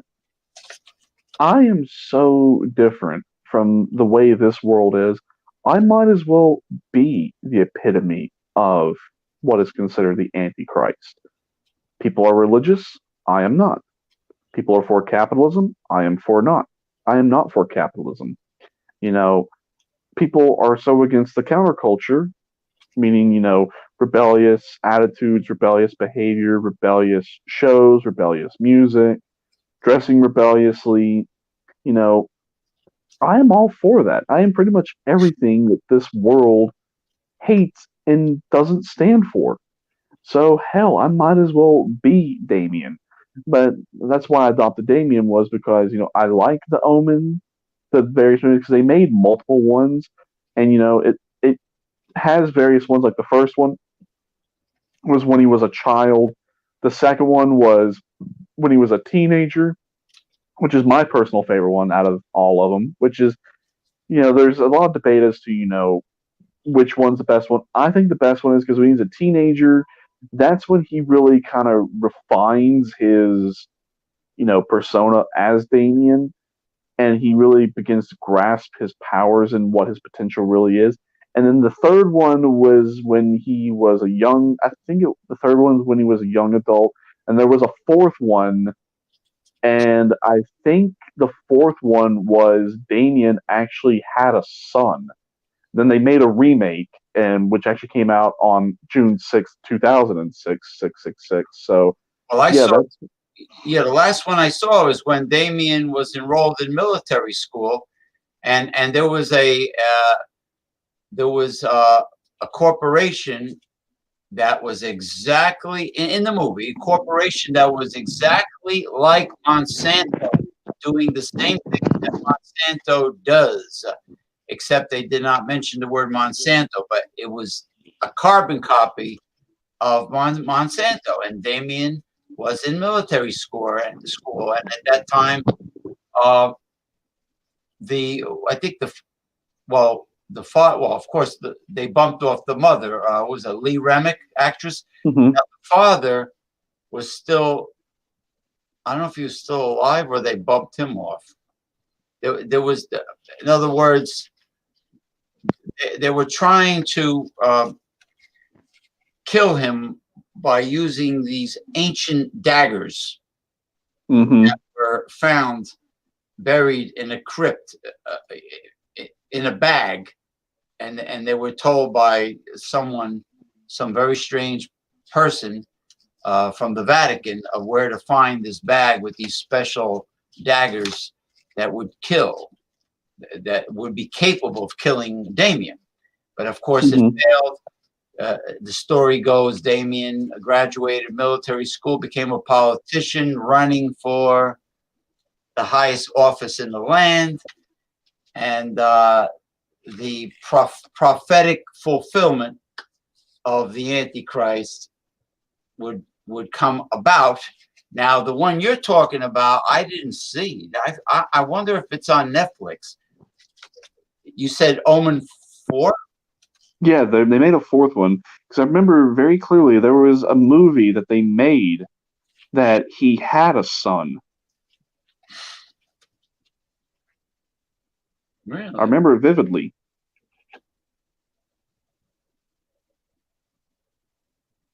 So, So, interesting.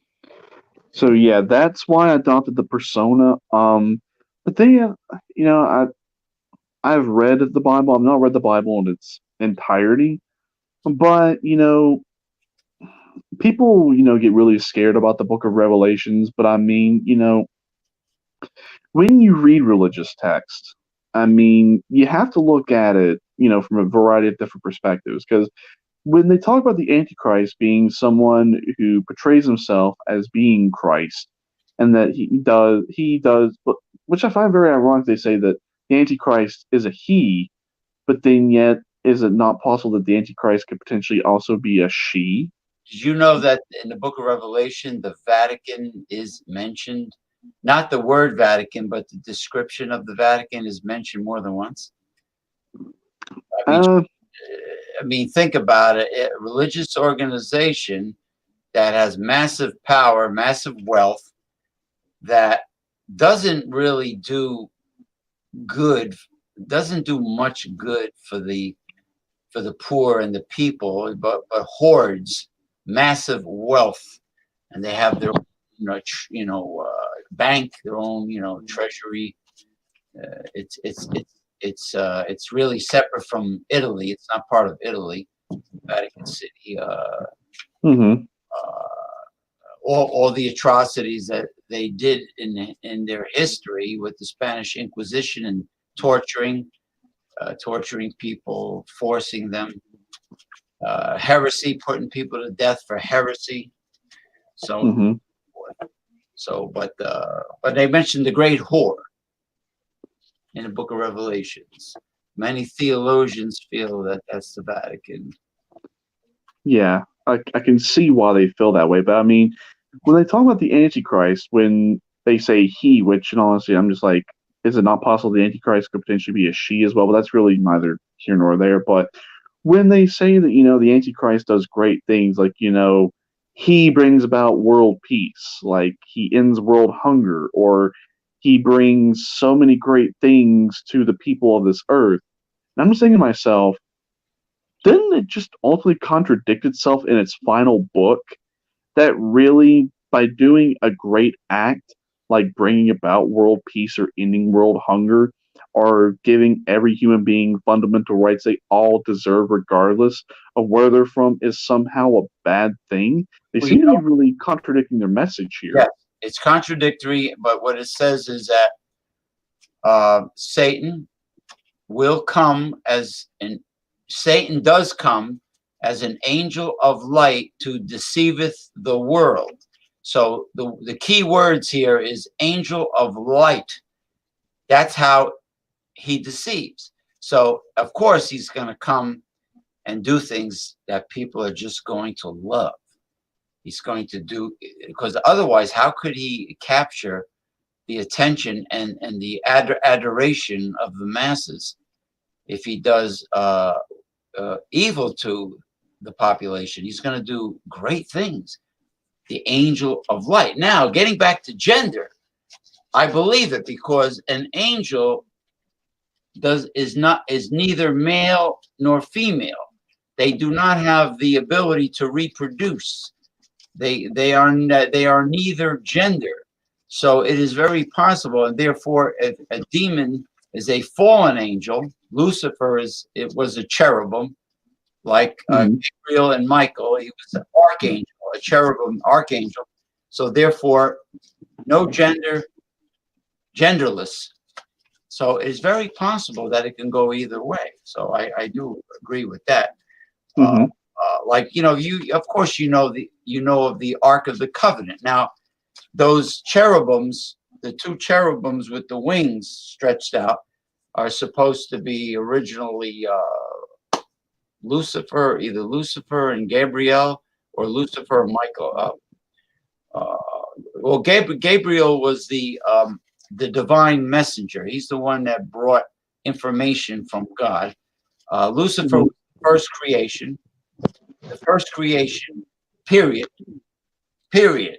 I think before the universe, and then according to theologian history, and Michael is the defender of Israel. Or Mikael, as they say in Hebrew, Mikael. Yeah. So those are the three head cherubims, the three archangels. They do have ranks. Even evil spirits, fallen angels have ranks. So yeah, it's possible for the angel of light to come as a female. Hey, when people do seances, on these paranormal shows that are all over cable TV now, when someone does a seance or plays around with the Ouija board and opens up a portal, and they hear a little girl laughing, oh, how sweet! The soul of a little child that has departed is trying to contact us. You have no idea what you're contacting, because an evil spirit can take any form, like the Native Americans call what is it, like shapeshifters, or there's another word for them. They have different tribes have different words, but they can take any form they wish to deceive. Yeah. So everything you said is pretty accurate. And as far as contradictions go, hey man, the Bible is full of contradictions. Oh yeah. The Old Testament, he smited a lot of men, women, and children. God, when God was pissed off about something, he smited. And of course, Republicans love to cherry pick from the Old Testament. They don't really like the forgiving God of the New Testament. Or about the sacrifice that Jesus made for all sins. They don't like that part. They like the part where you stone gay people and you stone prostitutes, and who else do you stone? You stone anybody you're not crazy about. Pretty right. much the Old Testament, Yeah, I get exactly what you're saying, but I've tried reading the Bible and I've tried reading religious texts. When you're just too much of a free and independent thinker like me, when you read something, you really look at everything in its entirety, and that's just something that they just do not like. Have you noticed religion absolutely despises free-willed, independent thinkers? They can't stand it. And one of the biggest reasons why they cannot stand it is it undermines their position. So the concept of God has been around for thousands of years. Humanity has worshipped thousands, if not possibly millions of gods throughout the inception of our history.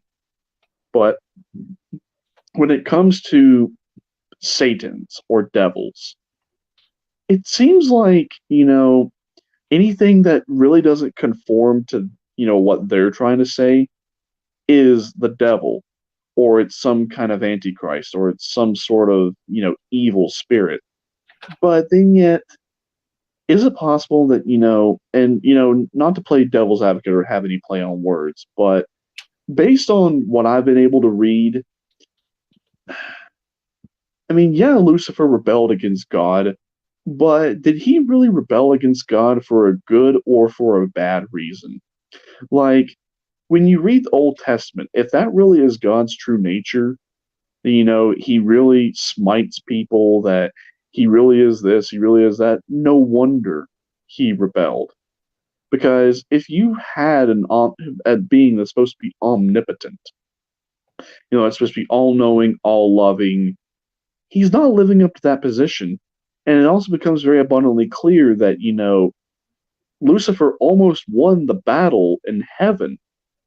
A lesser creation just about overthrew a higher creation? It really just makes no sense. But then yet, the counter argument is, even though he rebelled against God, yeah, Lucifer might want us to be free-willed, independent thinkers and rebel against God, but it's not because he wants us to, be that way and just say be done with it. He has his own personal selfish agenda. So honestly, I say fuck both of them equally. I hear you. Um, yeah, well, I have an open mind to other things. Also, I have an open mind to the fact that we could be one big, gigantic extraterrestrial experiment. That the races were planted here from different solar systems. That primates are that Homo sapien humans are an experiment from primates done by aliens, that they accelerated evolution from primates. That's why we don't see primates leaving the jungles today and walking upright. Because if Darwin's evolution was true, there would be primates leaving the jungle walking upright to this day. They Right. all stop doing that. Uh, so I like to keep an open mind, I mean, like George Carlin used to say, independent, critical, free thinking. Question everything, very important. Question right. everything. Of course, if you're in college, there's a lot of professors that don't like you to question them in front of the whole class. Then you get picked on for the rest of the semester. But you're supposed to, educate. Part of education is to have the ability to question and not to be afraid of doing that. Right. I've had a couple economic professors that were kind of right wing, and I told them how I felt that was similar to what my very left wing socialist grandfather taught me, and I said some of the things that my grandfather taught me, and he says out loud in front of the whole class, look what we have over here. We have a commie. We have a pinko commie over here in my classroom. Bang, zoom, as Ralph Cramden used to say. Yeah, you punk. You like to talk shit in front of this whole class, motherfucker. Yeah, that's what he said. Look what we have over here. This Mr. James, he's a pinko commie. Cocksucker. Yeah. He's probably in a nursing home right now, so it wouldn't be fair for me to punch him out. Yeah. Be dead. Yeah, I had a couple professors like that, but for me, it was very abundantly clear because I would wear socialist and communist shirts to class. Like, it wouldn't be out of the ordinary if I wore like a T-shirt with Karl Marx's picture on the front, or I had like a hammer and sickle inside of a star on the front of my shirt, or I'd be wearing like my cadet cap with the red star on it. I made it so abundantly clear because where I told you I was from, Virginia. I mean, Virginia, at least Southwest Virginia, was moderate Republican. There were people that were free, open-minded thinkers, and they'd always love it whenever I would write a paper or I would have an actual debate with someone in class, because they would quickly realize that if you're going to debate me, there's going to have to be a variety of ways you're going to have to approach me, and there's going to have to be a variety of different ways that you're going to have to debate me on. Because, like you said, I can razzle and dazzle, and some people say that I even have a closed mind. Well, my mind is not 100% closed, but it's not 100% open either. So that's a logical fallacy. Basically, the only way you're not, or basically the only way that you're going to win against me in a debate, and also other people realize this, basically you're just going to have to find a way to get me on something that I have to eventually just go, I don't know. But that doesn't mean you won. That just means to be continued, because I will come back with an answer and I will do more razzle and dazzle. Right. Well, this professor was becoming very obnoxious about capitalism. Mm-hmm. His his perception of the so-called merits of capitalism. And I told my grandfather what he said, and my grandfather sat me down and told me a lot of things based on his experience from the 1920s going up through FDR, Harry Truman, Eisenhower, and he pretty much schooled me on what was going on. And I remember he told me, a Democrat will throw you a few crumbs, but a Republican will give you apples. That's pretty much what to expect from the two-party system. And my uncle, who was, corporate, at that time, he was a vice president of an electronics component company that had government contracts. Then eventually he owned an electronic components company. He told me, your grandfather, don't listen to your grandfather. He's a pinko. He's a pinko commie. But you know what? I felt I got positive vibes listening to my grandfather, because my Republican uncle, God rest his soul, God, the both of them, my Republican uncle could not defend his right-wing capitalist opinion with any facts, with anything, with any factual evidence for me to believe him.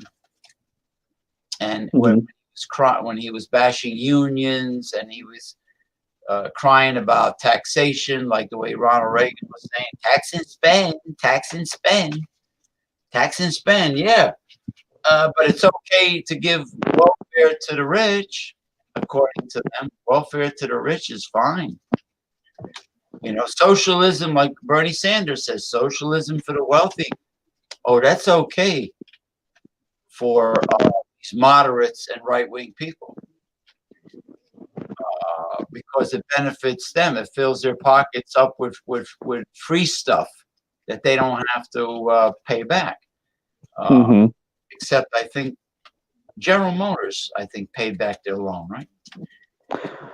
Not to my knowledge, I don't think. Yeah, so welfare for the rich is okay, but welfare for the little guy is horrible. What a moocher! Yeah. Oh, that moocher, that freeloader.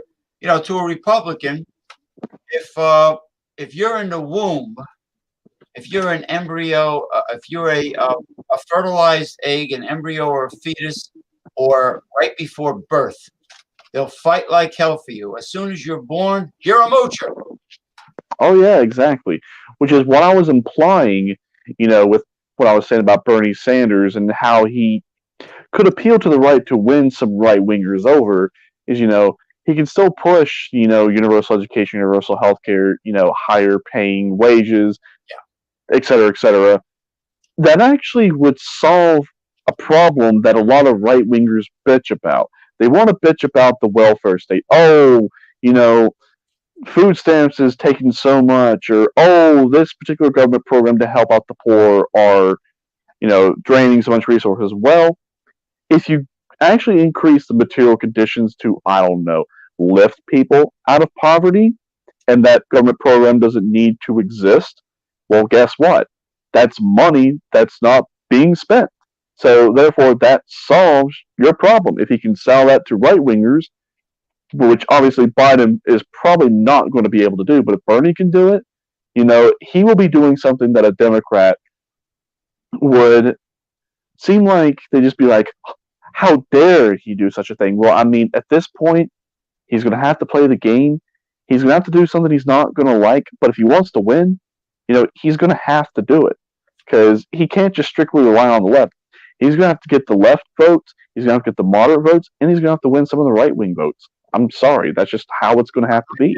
I just can't understand that anybody who's living paycheck to paycheck, that's struggling with the high cost of living, can think that capitalism is good for them.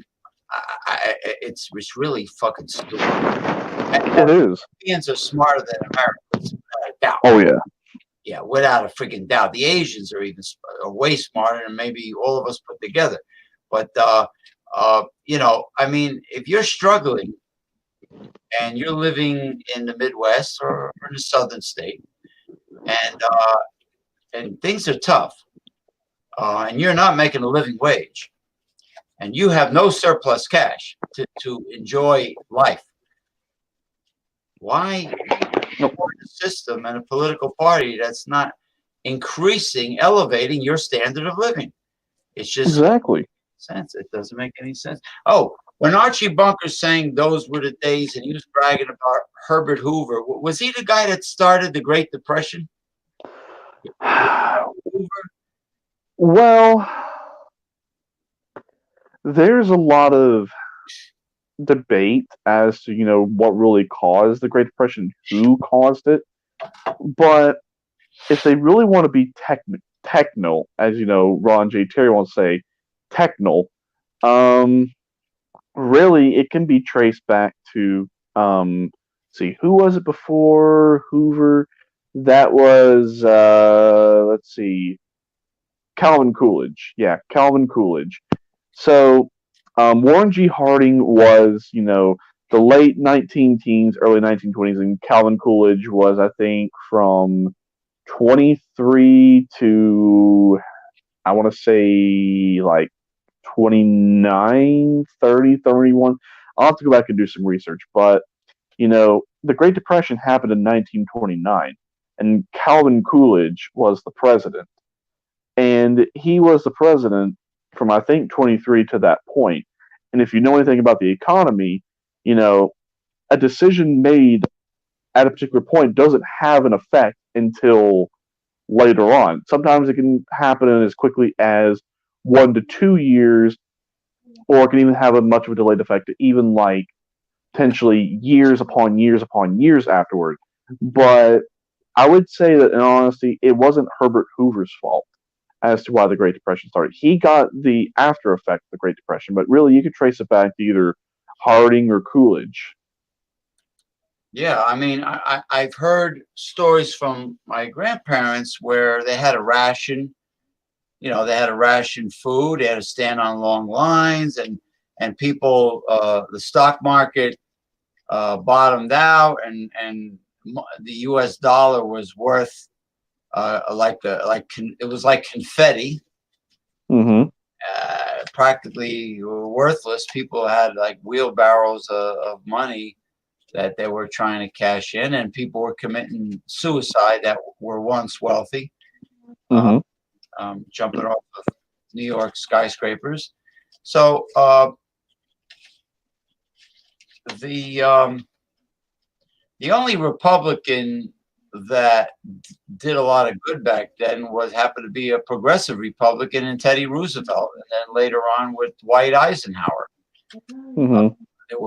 Dwight Eisenhower had one of my favorite ideas, which was like a 90% tax rate on the rich. I think that's fabulous. But Elizabeth Warren wants to have a little itty bitty wealth tax. What is it, 2%? Like 2%. It's like a little love tap, like spanking a child over the diapers. Like, oh, you've been a bad boy. Yeah, well, I mean, I understand the Wall Street tax on speculation that Bernie Sanders wants, but come on, those bastards they can well afford to pay a Dwight Eisenhower tax rate. Yeah, to get shit done. I mean, yeah, they can. Look at all the money. Look at all the money that's being wasted in the military budget. Like almost 2/3 of the total budget is military. Mm-hmm. all the waste that's there. Weapons that will never be used, planes that will never be used. Getting charged so much money for a fucking screw that goes in a plane, so on and so forth. Right. So the fact there's a lot of blubber to be trimmed with the military budget. Does the United States really need almost 1,000 occupation military bases around the world? Which is an occupation. Why? It's none of their damn business. Maybe the countries don't want the United States military base there. I mean, Iraq voted to, that they decided they don't want the United States there at all. Mm-hmm. What Trump is forcing the occupation to remain there, even though the people don't want them there. And then they wonder why. Shit happens. Yeah, exactly. It's kind of like how does that internet meme go where it's like surprise Pikachu face or like confused Unga Bunga? Yeah, I mean Vietnam certainly didn't want the French, and then the British, the French. I think it was the French first. The French, the British, and the United States occupying their country. Mm-hmm. What the hell? And when you think about it, what the hell did capitalism ever do for South Vietnam? I don't think it did a damn thing. I mean,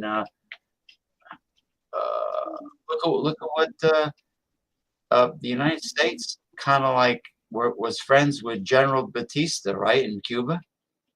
And Batista, Batista. he was corrupt. He was corrupt as the Dickens. Oh yeah, he was. He's corrupt as hell with the casinos. Mm-hmm. Yeah, and then he escaped to Santo Domingo, Dominican Republic, with a lot of loot. And he made it to San Domingo, and then he also made his way to the United States. Yeah, and then Celia Cruz, an idiot, could have fled. I watched it on Netflix, the documentary movie about Celia Cruz, the Queen of Salsa. She decided she wanted to stay in her homeland, my homeland. What do they say in Spanish? Mi tierra, my land, my house, my mansion. Mm-hmm. Well, she stood, and her family stood, and they took her mansion and said, there are homeless people, there are homeless poor people in Cuba that need a place to live, and then you have to share some of your wealth for the new government of Cuba to help the poor.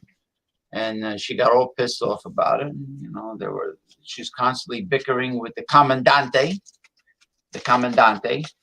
and she didn't like the new regime. And hey man, she had her chance to leave like Batista did. She could have left. Could have went to Miami. Go to Miami. It's very easy. You get on a plane. You ship all your funds to an American bank, and you just go to Miami. Yeah. But go to the Dominican Republic first, and then go to Miami. Mm-hmm. Or she was popular in Mexico as a singer. Well, move the whole kit and caboodle to Mexico City, and then do whatever you want. But no, she decided, she was stubborn. She wanted to stay in my country. Well, and then you saw all the drama that took place because she decided to stay in Cuba. Mm-hmm. She didn't want to comply with the Castro regime and the new rules. She wanted to hoard all of her wealth that she accumulated. Right. Being the Queen of Salsa. Well, you wanted to stay. So that it was pretty interesting. I love movies based on taken from true documentaries. Hmm. When they turn it into a movie and it's just based on the reality of what happened, and you have good actors in it, and Hollywood doesn't screw with it, which they often do. The hawk noses of Holly Weird like to mess with reality, like when Hmm. Pumping Iron. They made Arnold Schwarzenegger say, I cannot go to my father's funeral in Austria. I have to train for Mr. Olympia. He says they made him say that. He says, of course I went to my father's funeral. They wanted to make him like this arrogant SOB dedicated to bodybuilding. They wanted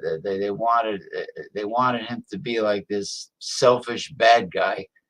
And I'm sure he was paid handsomely to do Pumping Iron, but he admitted, he says, of course I went to my father's funeral. They made me say all that bullshit. So Hollywood does mess with things.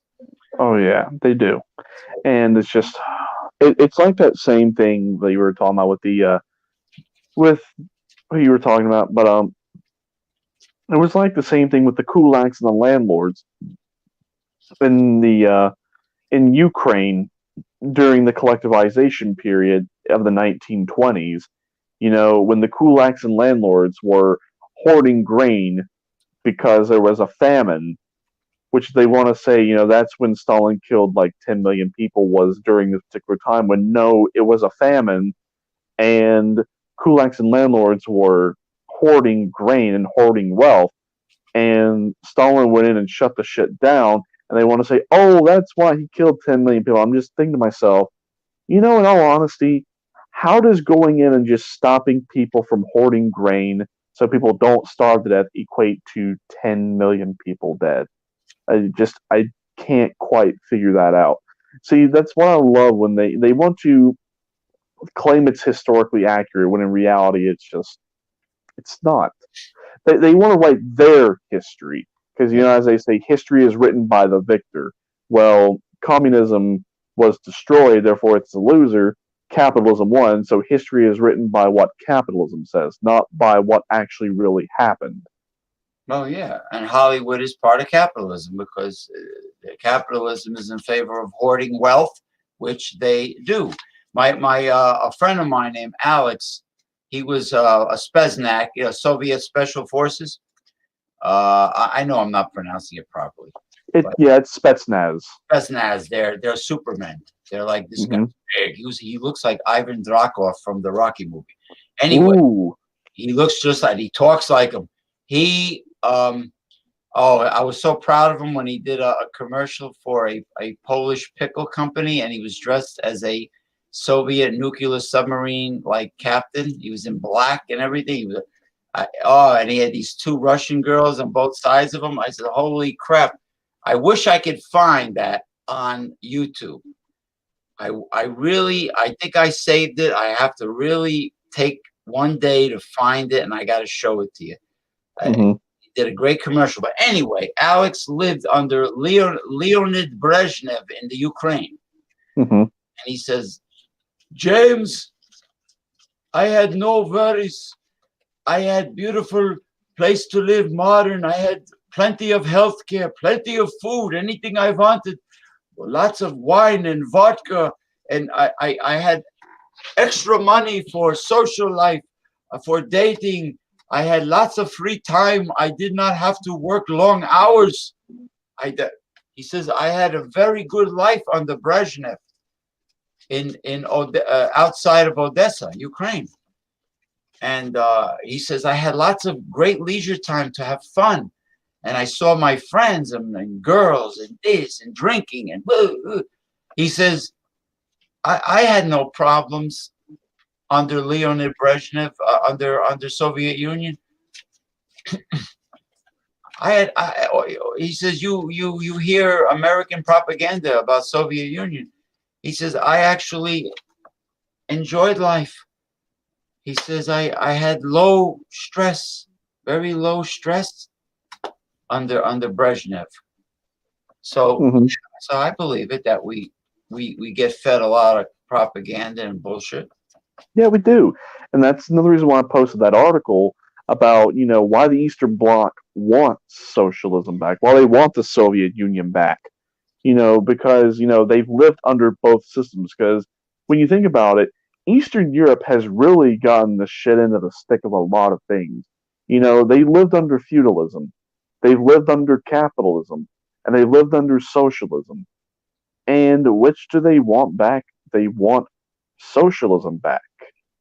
I mean, if we honestly believed every single horror story about what they said about the Eastern Bloc, but the Eastern Bloc, would they really want it back? No, they No. wouldn't. But the fact they want it back just goes to show you that, is it, and this is why I tell people, isn't it possible that everything we've been fed about socialism and communism is wrong? That, when they say it was this evil, totalitarian, despotic regime that nobody wanted, and that it was forced at gunpoint, and that when they tore down the wall and when they tore down the Lenin statues and the Stalin statues, that, they did it out of because they were confused or that they bought into the capitalist propaganda that, the grass is greener on the other side. And in the end, whenever they bought into the idea and realized their mistake and they couldn't change it, that they want to fix their mistake. I mean, Hmm. is it just possible that everything we've been fed is wrong? Oh no, no, no, that's not possible. The Soviet Union was oppressive. It was a militant police state. Everyone was thrown into gulags for just simply disagreeing with the government. You couldn't disagree with the government over just little things. You couldn't do this. You couldn't do that. And I'm just thinking to myself, it really was like that. How come the gulag in the prison population was definitely much lower than what the prison system is now under capitalism and even in first world developed countries? Yeah, Can it just really disprove that? prisons for profit. The prison industrial complex, like I think Bernie Sanders calls it, the prison industrial complex. Mm-hmm. It's legalized slavery. Mm-hmm. That's what it is. It's legalized slavery. You know what this right wing capitalist fuck told me? Oh, they're earning their keep. Earning their keep. What Yeah, about what about all the bullshit arrests? What about people sent to prison for stupid reasons like marijuana, or which happens to be a medicinal, a miracle plant? Yeah, I mean, what about innocent people that are in prison? Yeah, like minorities that are just thrown in prison, like down south. Like, yeah, exactly. Legality is not a correlation to morality. Just because it's right does not necessarily make it legal, or just because it's legal does not necessarily make it right, or just because it's wrong doesn't necessarily mean that it's illegal, or just because it's illegal doesn't necessarily mean that it's wrong. I mean, it's just that I understand where their line of thinking is coming from, and I buy into it to a certain extent.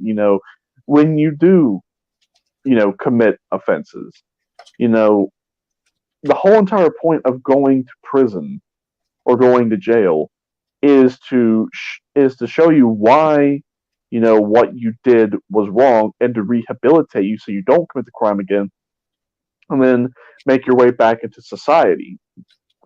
That's what it was supposed to be for.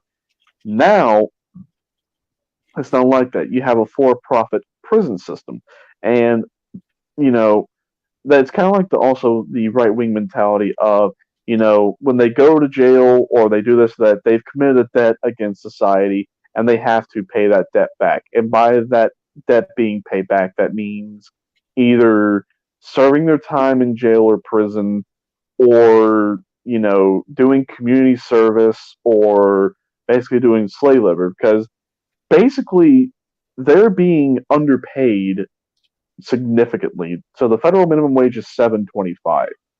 They are not even getting that. They might, and this is a stretch, they might be getting $1 to $2 an hour, if that. That's barely enough to make commissary in jail or prison.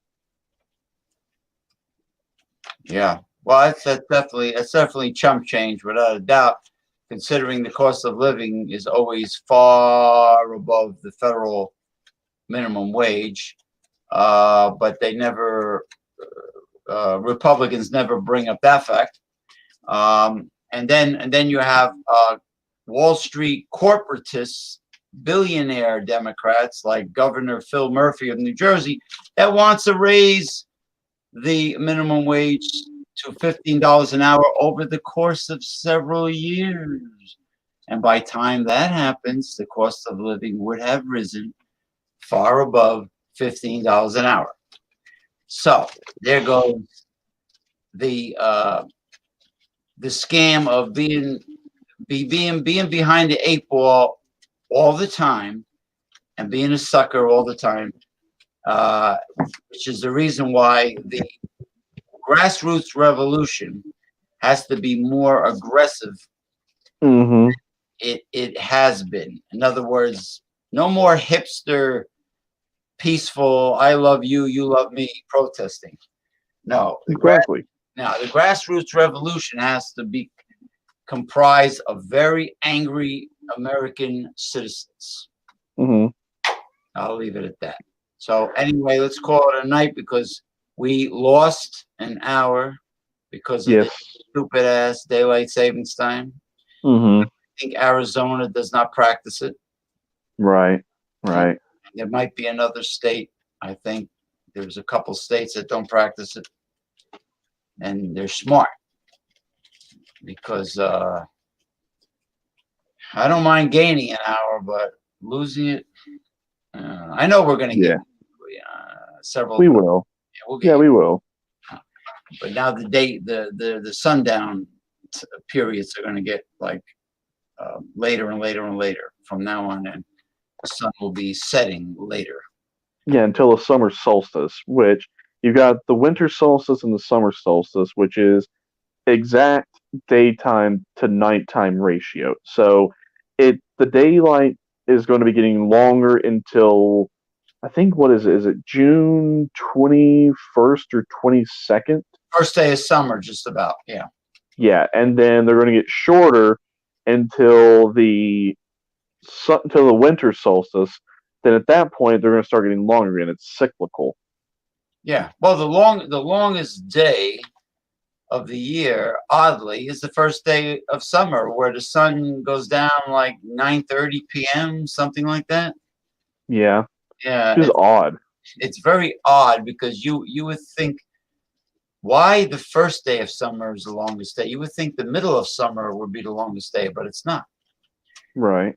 Now, the vernal equinox, I think, has something to do with the solstice in going from, that might be going from winter to spring. I think I know the words vernal equinox has to do with the solstice. I think going from the transition of winter to spring, which is March 21st or 22nd. Yeah, because one of my exes, her first name was Vern, because her mother was a hippie, and named her after the vernal equinox, which I thought was interesting. Not ridiculous. I thought that was pretty applicable if she was born on the vernal equinox. But not the most elaborate female name. Not like saying Tiffany or Francesca or something exotic. It's like Vern is like saying Maud, and then there's Maud. It's not the most attractive name, but it is what it is. Yeah, it is what it is. It is what it is. Anyway, thank you. It was a pretty damn good show. It was. It was. It was a good, and that tarot card reading for the United States might be a way of. I have a strong feeling it's going to add more than charisma. It's going to be. It's just going to add a diverse talent to your appearances. Yes, and I can definitely do it. Um, just trying to think. How should I structure the reading? Because I know it could definitely be done, but I've got some ideas as to how it could be done. But I'll keep that under wraps right now. We'll talk about it. You would probably just have to focus on current news topics and what has happened in the past week or 2 weeks or whatever between the last progressive discussions and the new one. And you would have to think United States of America, make a mental image and the date. Let's say, and you look at the date, United States of America, March, blah, blah, blah, 2020. And then you shuffle the cards, and then I'm assuming maybe you'll whip out 7 cards. Boom, Mm-hmm. boom, boom. And you just interpret them. Yeah, I could definitely do that, but I've got another way this could be potentially structured because we're gonna have to be more focused on specific individuals. So the way I was thinking about going with that is, focusing on, Donald Trump, focusing on Bernie Sanders, focusing on Joe Biden. And if there's anyone else behind the scenes potentially pulling the strings, focus on them too and see, what's been the past, what's been the present, what's been the future. You mean like Let's see exactly where to go. Who's in the spotlight during that week or 2 weeks? Like who is in the mainstream news media spotlight? Sort of, yeah. Or just, what's been going on with, certain individuals and, how they're playing their particular role in the situation at hand. Yeah, like let's say the week before the Progressive Discussion Show goes live, let's say there's a new Democrat debate where Joe Biden and Bernie Sanders are at each other's throats, and the media and all their talking head gurus decide that, Bernie Sanders really took it to Joe Biden heavy. The polls show a surge in Bernie Sanders. So now you have something to play with. Bernie Sanders bitch slaps figuratively Joe Biden in recent debate.